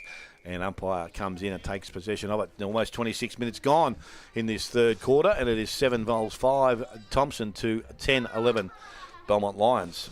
PNR Foods third quarter. Ball up again here. Winning the tap on that occasion was Jake Wood. Comes back down in the direction of Jost. Does he take the mark? No. Umpire says play on. Good tackle from Hannessy. That's the way to do it, in and under.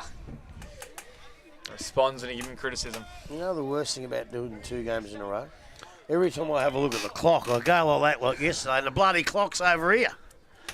I'm going stupid in my old age. Up again now. Cam gets the ball in the Higgins direction. He gets a nice handball out. Wood might gather it. He does now. They're going to use... Oh, it was well done getting through traffic. Well The Belmont Sammy player, Jagger. although coming back the other way. Boyd drops a mark. He probably should have taken it at the end. Although he fights for it on ground level and keeps it. It was well done from Boyd. It's a one-on-one. Here goes Freeman. Can he take the mark? Was he held? Andersev there as well. Andersev and Freeman trying to get the ball back, and the ball is pushed over the goal line. So we'll have a minus score, and it's going to lead the score to 7-6, 47, 10, 11, 71. The PNR scoreboards, they're going to come out the other side now. Here's Beasley from Belmont. Going to move the ball quickly. The game's just gone up a notch here. As they approach the half-forward line, they're going to enter inside 50. Here comes Evans and takes the mark. It was a beautiful kick out in the lead. He left Salgen for dead. That's all you got to do. Put it out where you want your forwards to lead. Now Ben Evans to extend the lead from Belmont to the scoring end all day, must be said. It's a high kick. Oh. Goal umpire does not move. 7-6, 48 to 11-11, 77. 28 minutes gone on the PNR Foods scoreboard. Well, and I've got to look back into my my little index here because a point at one end and then bang, bang, bang, bang, straight down the ground. And that has to be the Kempe Engineering read the play of the day. That was magnificent football. I know the conditions are helping both sides a lot better, but you must admit it is a higher standard game than yesterday. You got 2 of the last year's grand finalists, and as I say, the conditions are pretty good here now. But the standard of this game that I've seen today is very, very good. I don't think Belmont have kicked a goal to this end. I think all their goals have been to the end. I think you might be right. Absolutely spot on the money there. 6 in the first, 5 in this quarter. So that's the way it's been. Thomson have that little bit of a advantage in the last, but they'll need to get one back here, I would think. Evans from the middle of the ground, again, kicks them forward. An opportunity for Belmont maybe to put some more pressure on the Thomson side. It's cleared away. Handball comes out to Marnie. Marnie on the left boot, swings it back towards a dangerous spot. Again, Evans front position, gets out the back, round the body. Beasley, I tell you what, that is another nice snap.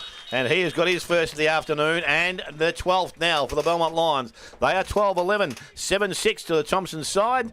And we have got the almost 30 minutes P&R Foods third quarter. Well, I'll tell you what, about 3 goals ago, I actually said they need more. They've kicked a couple, but it's not enough because they were able to be reeled in the second quarter. All of a sudden, they've kicked 3 more and almost looks like it could be enough. And there might be another 1 or 2 to come, but Thomson now, who I thought would have no trouble reeling in that 2 or 3 goals, it's dipped out, and they're going to have trouble reeling this in, wind or no wind. If there's going to be a time for a Paul Lynch spray, this 3-quarter time might be it, Grub. Well, I might go out there. So back in the middle now. Wood in the ruck for the time being. Up against Cam. Cam gets the ball down now in the path and gathering the ball's Murdoch. Gets tackled by Smets. Doesn't end up with the ball. Antisev in there as well as Gardner. Trying to get the ball on the outside. Now they get it out. Thomson is Kamaric. He's played a really good game so far. Gets it out. Higgins over the top. Oh, some poise by Thomson to get the ball on the wing. He does, and then the ball is trickled out of bounds. So true centre wing on the far side. 30 minutes gone. It's a guessing game for how long this quarter will go for. Hopefully not much too longer, I would thought. The ball's back in. It's not a throw-in was just short, so we're going to redo that one again. Tell you what, with some games going here. Central 70, Belpost 62, Anarchy 65 to Giants 49, North 51, East 50. Great games going around the league. We might have another good one here if Thomson get their way back into the game. At the moment, Belmont have dominated this quarter, and seems like there is a scoring end. How much is that win playing a factor? As Thomson would like to reduce this margin at the end of this quarter. Cam got it down to Plant and the handball over to Kamaric. Now down the line to Troop. It was nearly a mark taken. Joseph's there as well. So is Hannessy on the outside. You've also got Smet. Couldn't quite gather the ball. Here goes Andersev. Runs the 40. Nearly gets run down to the tip of the goal line. Freeman gathers around. Oh, and hits the post. I think it might have come off hands as well. And it looks like Andersev could be down hurt. Too, I think. Andersev's holding his shoulder. We hope he's all right. He got run down. It was a great effort from the Belmont defender. Well, that's what stopped the goal. And then Freeman couldn't get the job done. So at the end of the third quarter, 7-6, 7-7-49 to 12-11-83. Belmont leading Thomson. And the goal kickers at this stage of the game for the home side, Lucas Boyd with 2, Smets 1, Troop 1, Joes and Anderson all 1. And for the Belmont Lions, 3 to McPherson, 2 to Jack Evans, and 1 each to Wilson, Beasley, Thomson, Stapleton, Wiley, Wood, and Ben Evans. Take a short break, come back not too far away, final quarter action here from the Town and Country Pizza Oval. You listen to 94.7 The Pulse, your home of local football.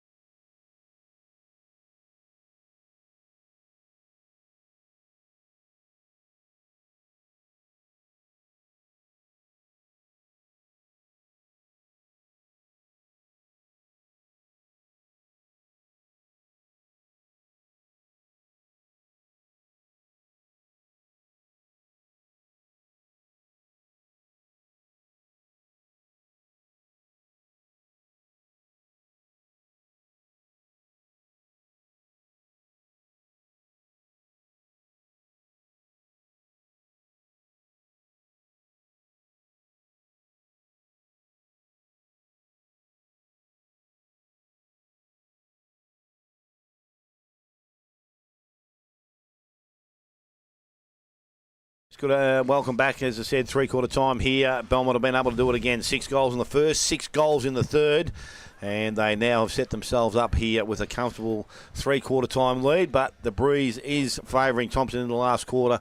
And they did make some sort of charge in that second. So let's just see how much that's really worth. Grub, your thoughts on the game so far? Well, I think you don't even have to listen to what I've got to say because it's an open book. And maybe you're right, maybe there is a 3 or 4 goal win, but the sides going on that end have seemed to kick a lot more than that. And to me, I've always wondered why, if you have got the aid of a small breeze, why do you play better in the middle? Because that's what's happened. Belmont Lions, when they had this breeze in the first quarter, got the ball out of the centre. The wind doesn't let you get the ball out of the centre. To me, it's all up top because in that quarter, after about 10 minutes, when I thought they were a bit struggling, they kicked 2 goals in about 12 minutes apart from each other. Then all of a sudden they went bang, bang, bang, bang, and they got it out of the centre. They were hitting targets again. The wind doesn't do that. But yet Thomson in that second quarter looked the Thomson of old. But I tell you what, they're going to have to be better than the Thomson of old, as far as I'm concerned, to get back into this game now. I'm one of those blokes that go for all-out attack.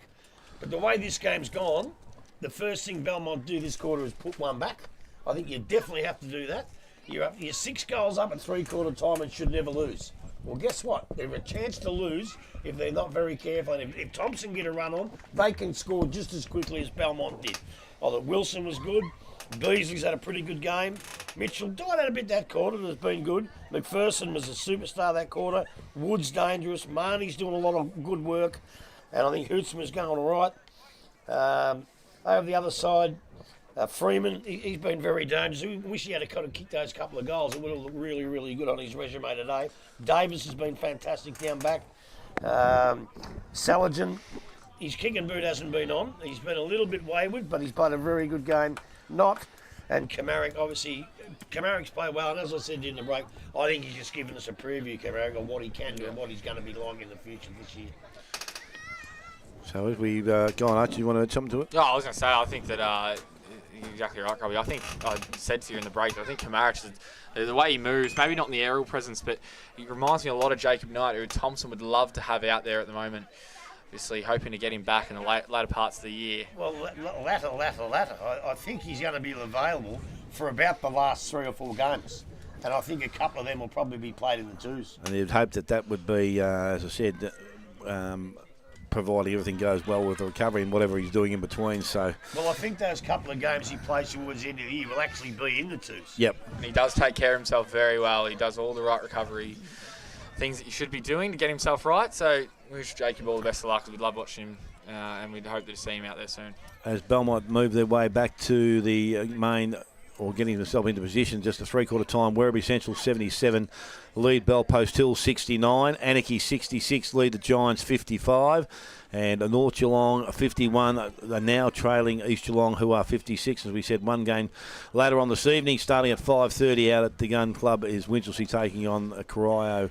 So that one is not obviously too far away, but we won't have anything there to be able to tell you before that one's to finish, or starts, I should say. Well, I thought you were going out there. You can ring through the scores. I'm not going to ring them to me, and I'll put them up on Facebook. What's that? Winch Corio scores. What's Facebook? Oh, no, I'll get my kids to do it. That's all right.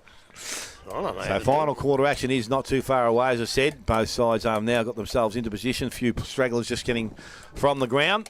Not the crowd that we had yesterday, but as I said, with everyone else not playing, you would expect that to be a big occasion out there at Bannockburn. Well, Anzac Day next year's on a Saturday.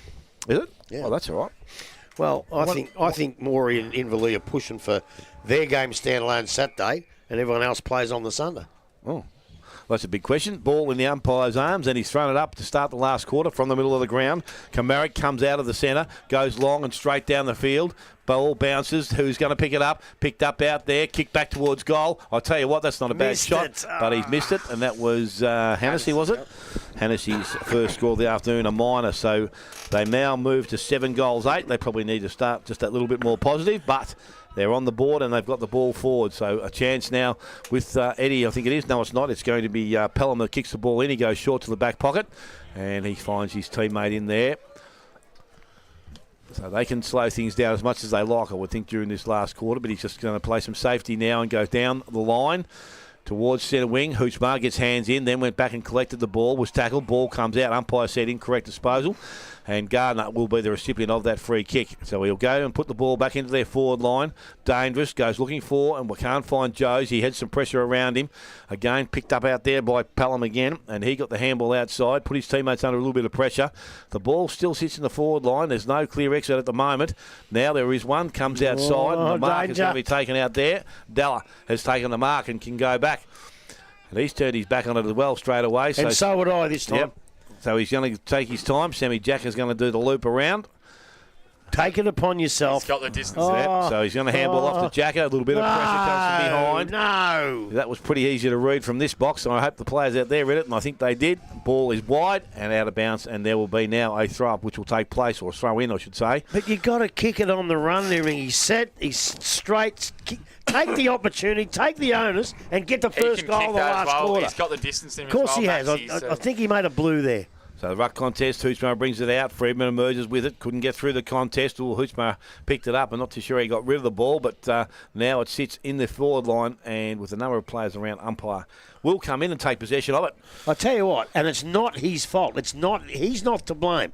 Sammy Jacka, if he's been a legend of the club, a former captain, if he runs past, you have to give it to him. So I reckon Sammy should have held off and said, "You kick the goal, son," Yep. without any pressure. Free kick has been given there. High tackle. He's And still it the looks current like it's captain going as to go well, back. Grub. Goes to He's still Eddie. the current, Yeah. Eddie goes out and kicks to the back pocket. Obviously not a ground gain there, but just a little bit of time and momentum. Take it out of the Thomson time. He's taken all he needs to do, and that's a better kick. Goes long, back towards centre wing. Woods there, Troop in front, and he takes a strong mark. grab. So Troop will need to get things moving. That's what he's going to do. He's going to go back about 25 out from goal, up and mark. Jackson McLeod, Wow, good hands. have a look at that. And he is now 25 metres out directly in front. He can go back and put his first score of the afternoon on the board and get Thomson rolling. Tell you what, he's been sitting around all day and hasn't done much. He's fumbled a couple of times. He obviously hasn't trained to play senior football. But every now and again, you can't keep a champion down. He just flew. That was a great, great, great mark. Probably the mark of the day. So McLeod comes Routledge. in, kicks at goal. Umpire does come across, but not that far. And Jackson McLeod has got his first and the eighth now for Thomson. They move to 8 goals, 8. 12-11 to the Belmont Lions side, and we have ticked over 3.5 minutes. Morris Finance, final quarter scoreboard. Belmont have got to kick a goal.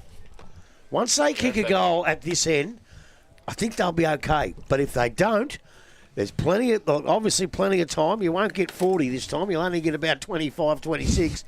But Thomson can kick these goals if there's no pressure going the other way. So Belmont are going to knuckle down, get the ball out of the centre like they did in that third quarter, and kick a goal or two to ice the game, because they can't not score. If they don't score a goal, I think they'll lose. That'll be in the back of their minds. They haven't scored one to this end. As they're back in the middle now. Troop against, on that time it was Hootsmark. Goes wide. A good mark from Smets, who had a red hot start, and he's had a bump in the first quarter. And I been don't slower reckon he's since right. then. No, he doesn't look right. It's very, very sore, Gets I to reckon. his feet very gingerly. He needs to play a big part. Thomson need him. They want to come back in this last quarter as he kicks in the direction of Cam. Couldn't quite. Also, Jacko McLeod was there. Now a tackle. It was by Boyd. He laid. Oh, there's Cam Earl. Another tackle. Evans out now, but they've got numbers behind the ball. Here goes Davis. Back inside 50 for Thomson. Can they find a player in the direction of Jacko McLeod? Umpire says play on. I think he's thrown it out. Then, no, he's given No. high contact. Jacko might have tackled him That was after he that was disposed of the ball. before that. Fair enough. Got to pay the first one. So now Belmont will exit the defensive 50 here. But it's just going to be a kick down the line to a pack. I think they have That's put one better. behind the ball as well. So now the umpire says play on for not far enough. That was Eddie. Swung around and just kicked it, just dump kick to the edge of the 50 line, and it's going to go out of bounds. So Thomson will get a ball in 55 metres out from their goal, and They're thinking about it. They're thinking Wow. about it. Like, it was just going to be a kick to the pack. He gives it off and decides it, and what's it ends up? A kick to the pack. Under pressure, doesn't go as far. who's going to stand up for this last quarter from either team? And Thomson needs it. It looked like they're winning the clearances. It's just about linking up the forward line as Belmont this time trying to go forward. Kerslake in there, gathers the balls, tackles straight away. So there's going to be another stoppage, or the umpire says Yeah, give it to me. So, ball up, true centre wing, out of side. 5 minutes gone in this last quarter. Brought to you by Morris Finance as the ball's back in. It's tapped out now. Oh, that was well done. I reckon Higgins got the ball forward. Now it's a foot race. Wilson leads all comers, although the ball might squirt out to Maxi Della here as a tackle. Was it high? The umpire says no. It was a good tackle by Jacko McLeod, and he's just had a couple of moments in this last quarter, Grub. I think something to sum up there is form is temporary, but class is permanent. Jacko McLeod full of class. What's this idiot talking about, Smith? Ball goes down now. Comes in the direction of Boyd, although they're going to exit here. Belmont in the Kerslake going back, takes a mark. McPherson couldn't quite get there, so might look to the centre of the ground. They need to start getting the ball in there and need to get a couple of scores on the board. Oh, Freeman flew over the top but couldn't quite take the mark. That would have for sure been the Routley's mark of the day. Although Belmont's strong in defence here. They've got at least one extra. Try and stem the flow because they can get 10 minutes out here. Then Thomson might not be able to come back, although it's a good handball on that occasion by Wiley. They've got to start moving the ball here, Belmont. They have not kicked a goal to this end all day. So comes down now. Troop, great mark. He's playing in the defensive 50 for now. I think you need to get him up in the forward line. And he looks to the middle of the ground. He's trying to find that short outlet kick, although he goes a bit longer, gets over the top of Boyd. Here goes Joes. Can he find it? Inside runner he can. Here's Kamarich. Little shake and bake. Handball inside. Gets his own ball. That was pretty good. Back to Joes. Can he find a target inside 50 in the path of Freeman? Freeman goes to gather fumble. Hannessy's there as well, and the ball beats them all. They tell you what, Freeman and Hannessy would have been a good chance in that pocket, but 7 minutes 30 gone in this last quarter. Brought to you by Morris Finance. 8-8-56 to 12-11-83. Belmont leading. The ball will be thrown back in forward pocket area. Ball now in by the umpire. Gained. Big swoop there by Hootsmart. Brings the ball back outside. Joe's picked the ball up. He's tackled. And he's gone back and collected it again. Umpire said no prior opportunity there. Mosley's kicked the last 3 goals of the game out of Anarchy, and they're 3 in front. That gives him 5 for the day. Ooh. So the ball now thrown up and goes quickly from that contest. Or someone was playing without the ball there, I would have thought, but umpires let things go. And we're going to be looking at another ball up in a similar position to last. Jacko McLeod last to get from the ground.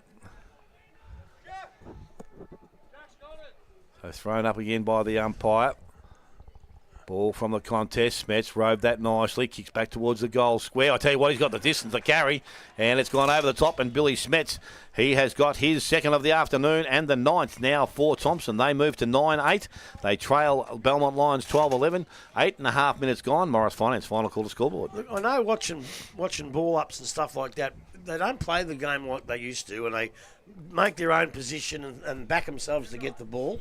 But that far out from goal, with a player of Billy Smets' ability, you have to have someone standing right in his bootlace, because that was easy for him. It's harder for players who are not as good as him, and not many are.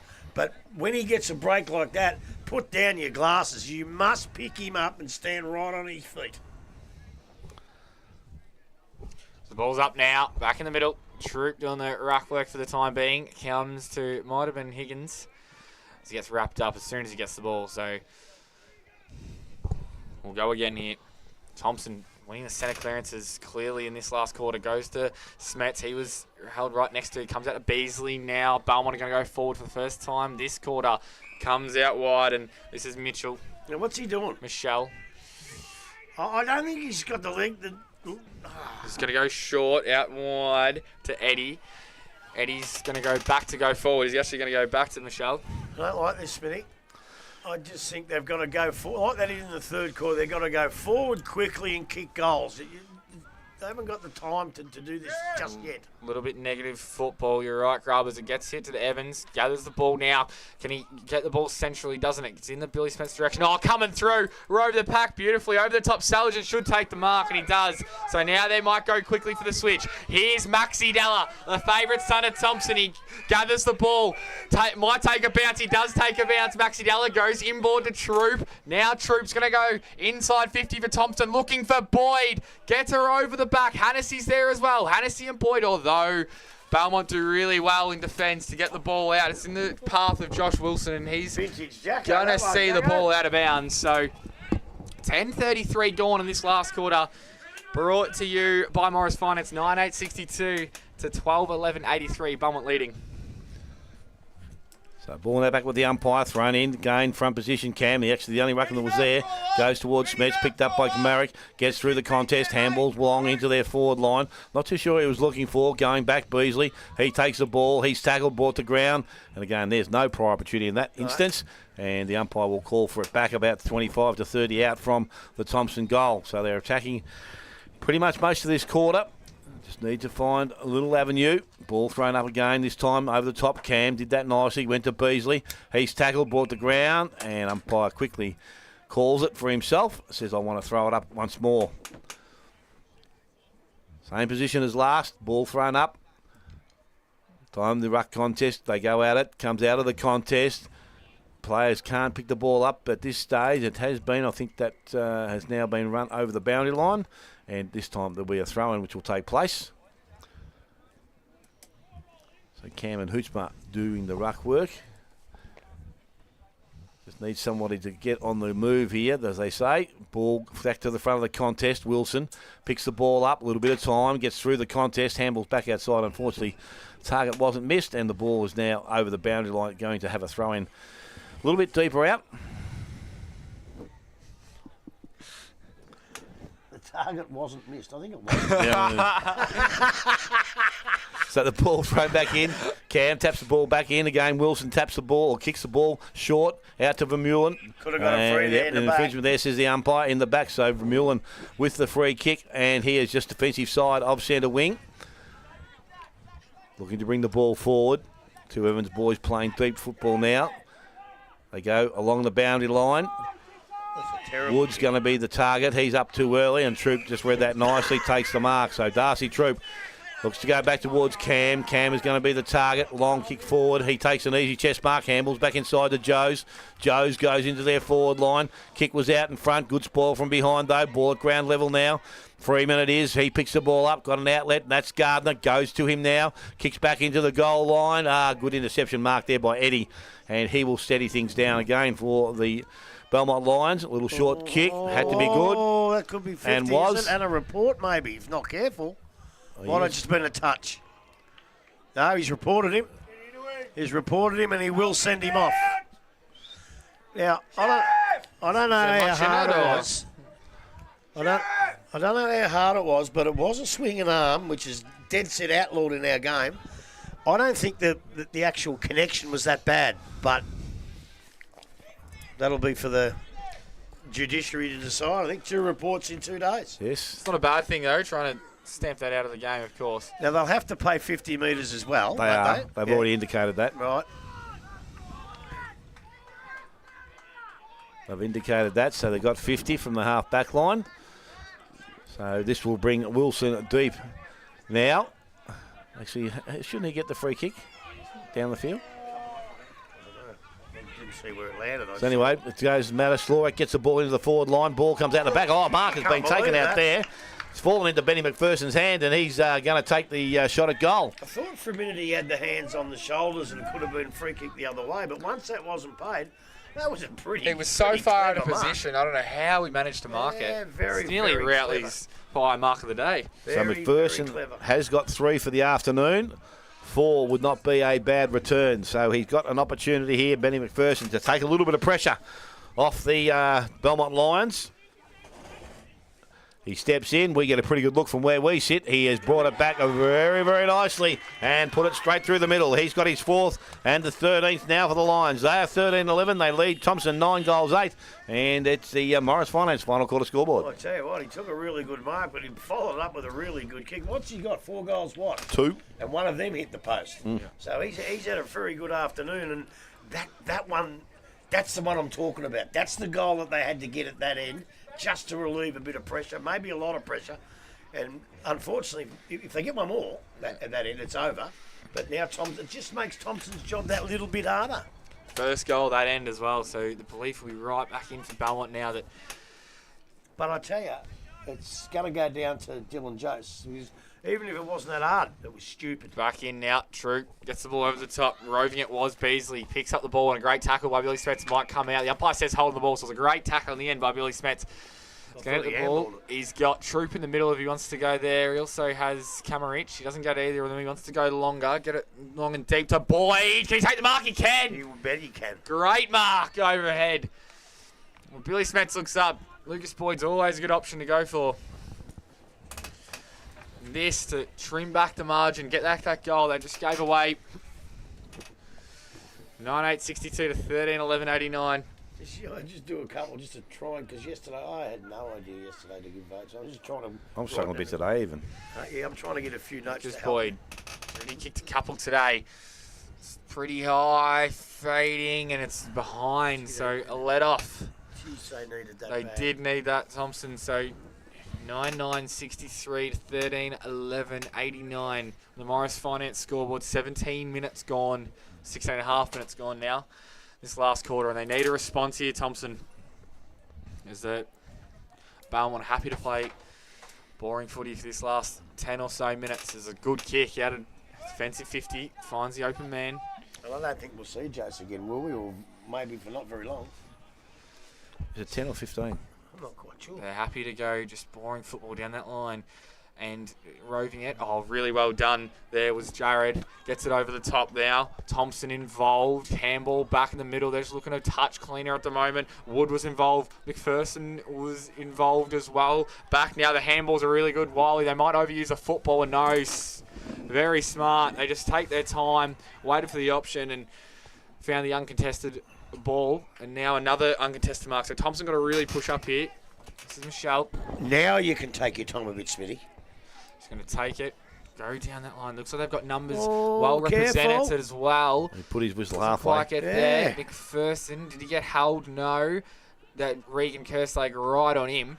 It's a good tackle in the end. So 9-9-63 to 13-11-89. 17 minutes gone in this fourth quarter, brought to you by Morris Finance. That was half a second away from being a down-the-ground free kick. That. Yeah, not too far at all. So ruck contest goes out. Both ruckmen actually hit the ground, picked up by Plant, looked at his options, went back to his left boot and kicked the ball forward.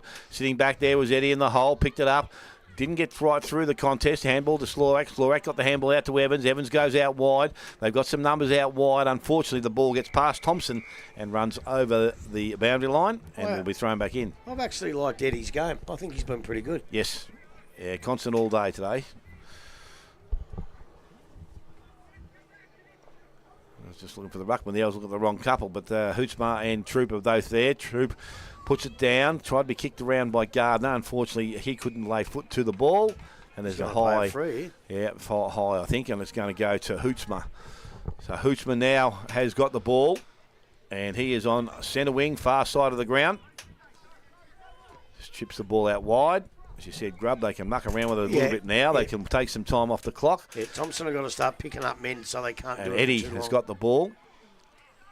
So he's looking to drive the ball towards their centre half forward position. Again, 2-on-1 contest down there, and its ball comes to ground, picked up. As McNamara on hands and knees, got the handball out. Troopin's intercepted. Needs to get the handball away. He got the handball out. We won't say it's an effective one, but the ball's running free now and picked up by Della. Della looks up. He's got an option. Put a little bit of pressure on Freeman and allowed his teammate and Steele or his opposition player to come across and take possession of it. Ball now underneath the contest and is held in. Umpire will come in and take possession of it. There's a time and place for that kick, and that's not when you need to have the little bullet there. And Maxi Dalla just set Daniel Freeman up there. Not very good football at all. Yeah, he didn't kick it well. So ball now thrown back once again. This time Cam taps the ball down. Picked up or intercepted there by Slorak into the hands of Evans. Shrugged, got a little boot away. Only as far as Dalla. He won't take the mark. Was infringed with when he went for the ball. So free kick will go to that player. So Maxi Dalla just on defensive side of centre wing. Could have used Kamaric, but he decides to kick the ball long himself. Goes into Boyd once again. He's out in front. Mark not taken at ground level. He picks it up. Left boot goes back towards goal. This looks okay off the boot. Has it got the distance? Yes, it has. I reckon it has. And Freeman has let the ball go through. So a goal to Lucas Boyd. His third of the afternoon, the 10th for the Thomson side. They move to 10-9. They trail Belmont Lions 13-11. We've gone just on 20 minutes. Morris Finance final quarter action. We missed one 4 or 5 minutes ago, which I thought they really, really needed. But he really redeemed himself that time. That was a fantastic goal. And that's got him right back in the game. Oh, I tell you what, that's actually a contender for the Connectel goal of the day. I love the fact as well, he didn't take the mark, but he followed up his own ball, crumbed himself, and then kicked the goal. So, very well done from Lucas Boyd. He's been pretty good, actually, the work that he's done. He hasn't been spectacular in the game, but a lot of the stuff he's done off the ground and things like he's been pretty good. So we're back in the middle once again. Wood looks like he's gone in to do the ruck work. Has a height advantage. Ball comes out. Troop now puts his hand over it. Again, it sits underneath Wood, and the umpire will come in, and he will decide to throw it up once again. So the two number 20s doing battle in the middle of the ground. Ball thrown up once again. Wood up early. Troop stands his ground, then picks the ball off and goes into their half-forward line. Ball runs free now. Intercept is there. Needs to win possession of it. He's done pretty nicely and been able to hold the things up. And umpire again comes in for a ball up.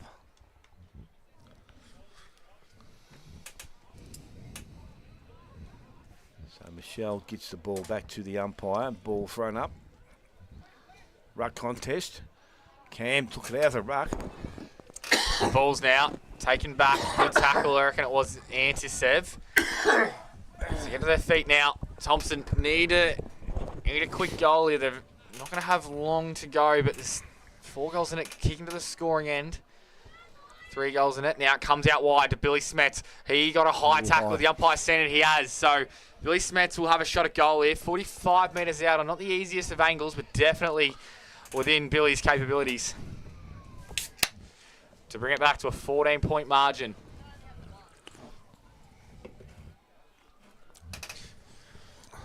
Do you reckon he's got this? You confident here, Grub?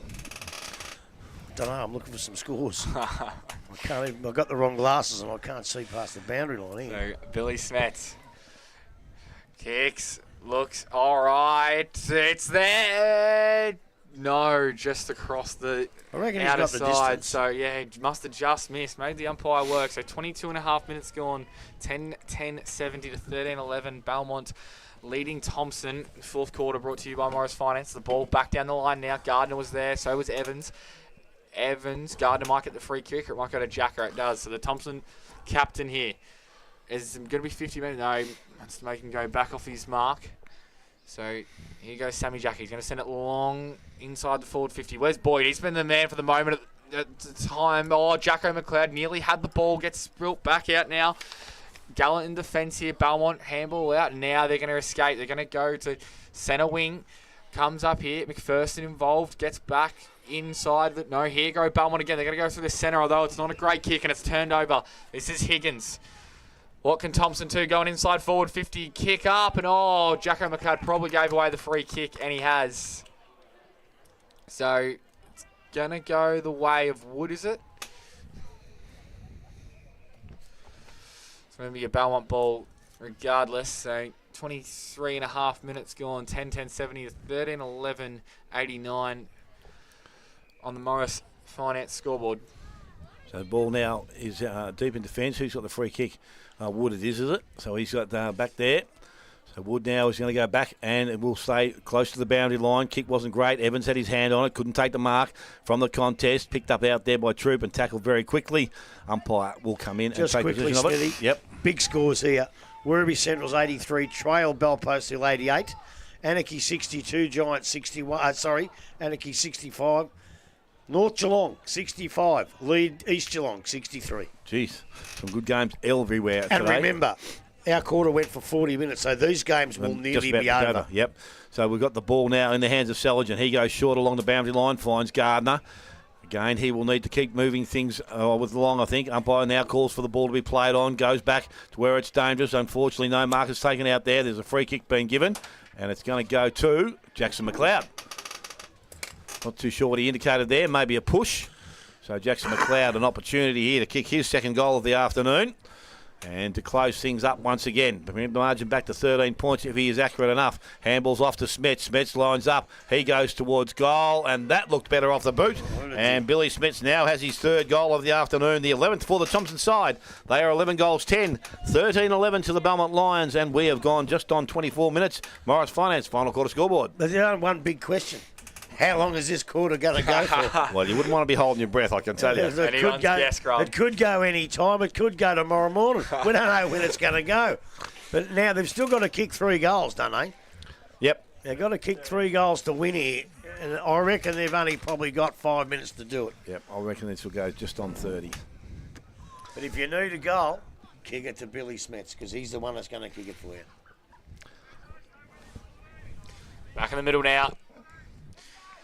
Ball goes up. Troop in the ruck. He's played predominantly ruck the last 2 quarters. Cam not in there. Smets wins the clearance. Handball's back in the middle. Gets to Jacka. Jacka couldn't gather the ball. Coming the other way back was Jack Evans.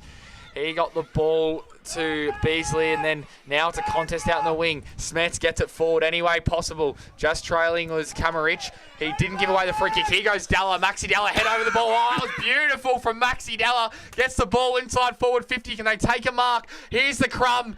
Daniel Freeman swings around, gets tackled as he kicks it. Umpire says play on. Evans, just the temperament. Oh, not a great kick. Hannessy's out wide. Comes Monkey. Gardner kicks it out of bounds on the full. So, why in the world would you kick it back there? Oh, God, no, I really lost Kick it long out of defence. he might have seen a player there. Don't and matter. he just- You don't go back there at this point in time. So 26 and a half minutes gone. It was a great play from Max Della out there in the wing. Won the ball for Thomson and moving forward. And I thought Daniel Freeman was going to kick a Daniel Freeman-like goal. Mate, under pressure, if you've got plenty of time and you know you can hit your target, under pressure, kick it towards the boundary line. So Belmont now exiting offensive 50 down to in the path of McPherson. That's He a couldn't free quite kick. get the ball, but it's going to go the way of Belmont. So they can take their time here, take a couple of minutes off the clock. They don't That was Don't have interference. Definitely interference that time. hear the interchange bench yelling out down the line. They're going to play safe football here. No need to take any risks. Exactly. That's how they should be playing it now. And Hannessy went for the smother, couldn't get there. Davis underneath this, coming over the top with Saligen, and then well roved, coming back the other way. Comes in the forward 50 for Thomson. Out the back was Cameron Shaw, nearly taking the mark was Boyd. Didn't, just dropped it at the last moment. Now Wilson gets the handball out. They've got to be careful here. Belmont looked a bit risky, and there's the There it is, final the siren. siren. So 27 only minutes. 27 minutes gone in the last quarter. 11-10-76 Thomson. 13-11-89 Belmont coming out victors in the end. So, as I said, we've got a game that was full of everything, and we had a lot of score to one end, but Thomson unable to gearing it back late in the game. So for the goal kickers for the home side today, Lucas Boyd with 3, Smets also with 3, Jackson McLeod 1, Darcy Troop 1, Joe Sanandasev and Kamarick also with 1. And for the Belmont Lions, 4 to McPherson, 1 each to Wilson, Beasley, Thomson, Stapleton, Wiley, Wood, to Jack Evans and 1 to Ben Evans. They had a fair spread there, so they run out 13-point victors here this afternoon. We're going to take a short break, come back. We'll go through, hopefully get some final scores from around the ground and give you our 3-2 on 1 for the day. You're listening to 94.7 The Pulse, your home of local football.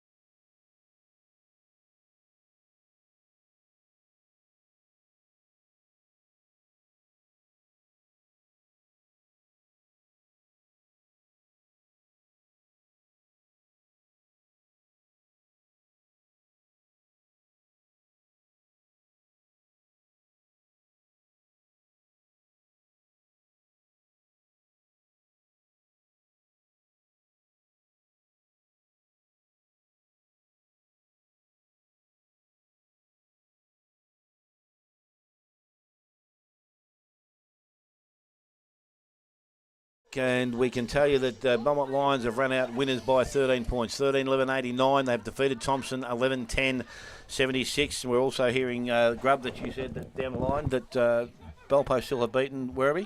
Yeah, excuse me. That's all right. Looks like it. The final scores at Werribee Centrals. Werribee Centrals 12-11 have been defeated by Belmont Post Hill 13-10. So that's 83-88. Anarchy 10-12-72 have defeated North GWS Giants 9-7-61, 72-61. Now it says, it says here that they're still going out at Keith Parkley Oval with North Geelong 9-11-65, East Geelong 9-9-63. It still says live on mine. Okay. So we'll have another check before we finish. But oh my God, what a good game of footy this was. Nearly the whole score was kicked down the other end, and I think probably the difference in the game was that last quarter when Belmont managed to kick goals at the other end of the ground. But look, it was a real fantastic game. The standard was the highest I've seen all year. The ground, good condition except for those mud puddles. They kept away from them pretty well. And look, both sides had some really, really good players. And like yesterday, there was no one really that stood out having a real bad game out there today. I just thought maybe Planty. But sorry, Planty. No, but look, honestly, it was a really, really good game. Belmont got off to a great start, but the Thomson machine reeled them in, and you thought, oh, they're in trouble. But again, Belmont rallied with that breeze, and they just kicked enough goals to have a little bit of a leeway that was going to be a little bit too hard to be pegged back. At the certain stages of the quarter, you thought, gee, Thomson can peg them back, but then scoring up the other end probably put into that. And at 13-11-89 to 11-10-78, they still had to kick 3 goals, and I think towards the end they weren't going to do it, but I tell you what, they didn't give up trying. It's going to be hard to give votes again today, but I counted as many as I could. 14, 15, 16, 17, 18, 19, 21. So Billy Smith's had 22, 23 touches and had a poor third quarter when I reckon he was a little bit sore. He was pretty good. Dalla was okay. You know, Troop started off well. Who else was all right? Well, Joe nearly cost him the game there with that thing. That's the goal they kicked up there, and that was a 50-metre penalty and a send-off.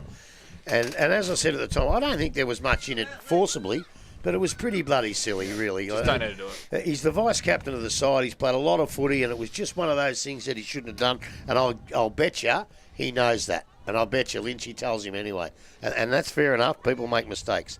Seligen was good again. He's just a great player. Not started off with the house on fire and then did not get a kick afterwards much. He dropped right out of it. And the bloke, as I say, he's going to show how really good a footballer he is, this Ben Kamarick. He can play. He played well today, but you know that he can play a hell of a lot better. Belmont, they had blokes everywhere. Wilson was good in and out. I thought Beasley was absolutely terrific. Mitchell was pretty good. Wood, Brock Marnie, although he dropped out a little bit towards the end. Hootsman was pretty good all day. Evans just gives a contest all the time. He didn't start and kick a lot of goals, but there's always a contest when he's about. He's hard to move. And I thought the other bloke I thought was Benny McPherson, but I really don't know how I'm going to do my votes, but I'm glad I come here today to watch this because it was a really entertaining game of footy. Well, that's, as I said, that's what you want to see. You want to see a contest like that, and it looks like it's happening all through the league at the present time. So that can only be good for where we're trying to be at, and that's not have anything or not have a great margin between sides. And anyone on this day looks like they're going to be able to win a game of football. So who wants to start us off with the votes? I'm more than happy to. Righto. Get into it, mate. So, one vote. I thought Blokey played pretty well all day for Thomson, and I potted him a couple of times, but he came back hard, was Max Dalla. I think he had put a real good game together. Yeah, and remember, just the you polish. can't give votes To your mates. to your mates, and that's what you've just done. Oh, no. Wasn't in the genuinely top think- 12, and you've given him votes because You he's your mate. did no, not at all. You did say he played well, and I thought he played really well.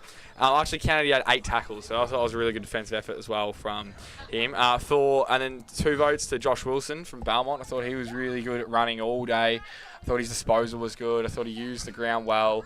I thought when the game was in the balance in that third quarter, he was the one who really got them driving and set up their goals. And then I think best on ground, undoubtedly, is Benny McPherson. 4 goals, and I think he had the ball in a string. He didn't make too many mistakes. He played well, and he didn't phase out of the game. He had a good 4-quarter performance, and I really like that about Benny Mac's game.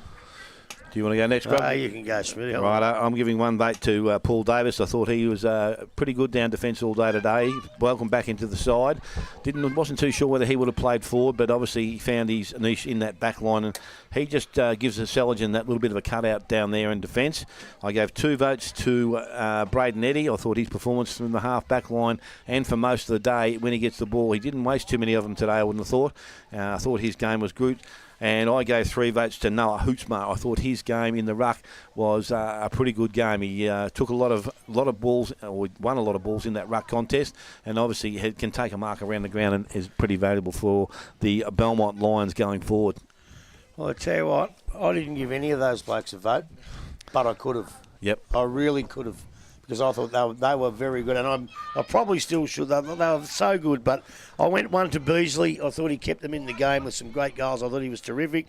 Billy Smets was probably the only bloke that had over 20 touches on the day. He was at close to 25. He did fade when he got hurt a bit, but he almost was going to win the game with those goals towards the end.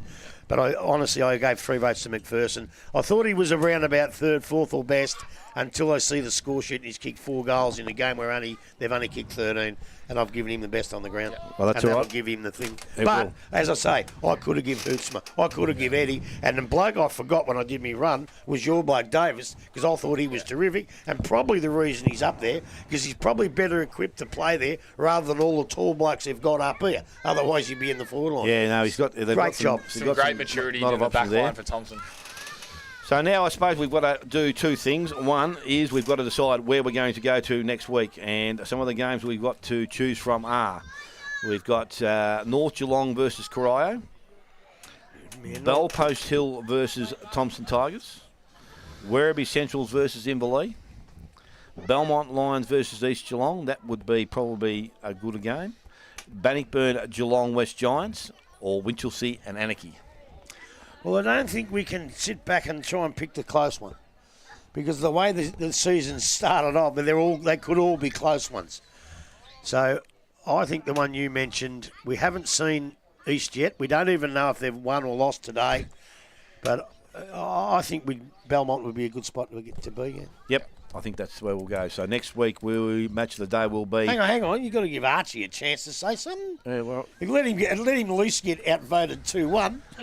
Arch, where do you want to go, Arch? Nah, You wanna go Belmont, I'm more than happy to go watch Zach Smith, one of the best forwards in the comp, go dominate for East Geelong. So. And better thank those sponsors today, Grub. We better tell you roll them off, mate, before happy I hour should say them starts. all twice because of yesterday, but the first quarter for Buckley's, there's nothing better. Second quarter, Elders Insurance. P&R Foods, that's Busey in it. You can't beat the wrap. them. Morris Finance, the best in the business. For the mark of the day, the big men fly. For the Routley's Pie. Play of the day, the Victory Trophies. Hotham Hotel, BOG. Yards Hotel, always go there in the West. Victory Trophies, Kempy Engineering, read the play. Athlete's Foot, Promoted Trophies, and of course, the one we forgot the other week is almost the best, the Connectel Boys. You've got them well, Grub. You've got them all. You've rolled them off the tongue. So from all of us here this afternoon, thank you all those people out there that listen to us on a regular basis and watch us. And we hope to have you all back here next Saturday afternoon. As we said, the Belmont Lions taking on East Geelong at the Belmont Lions ground. So we're hoping to have you all back. And at the moment, we're going to say goodbye and thank you for listening to 94.7 The Pulse, your home of local football.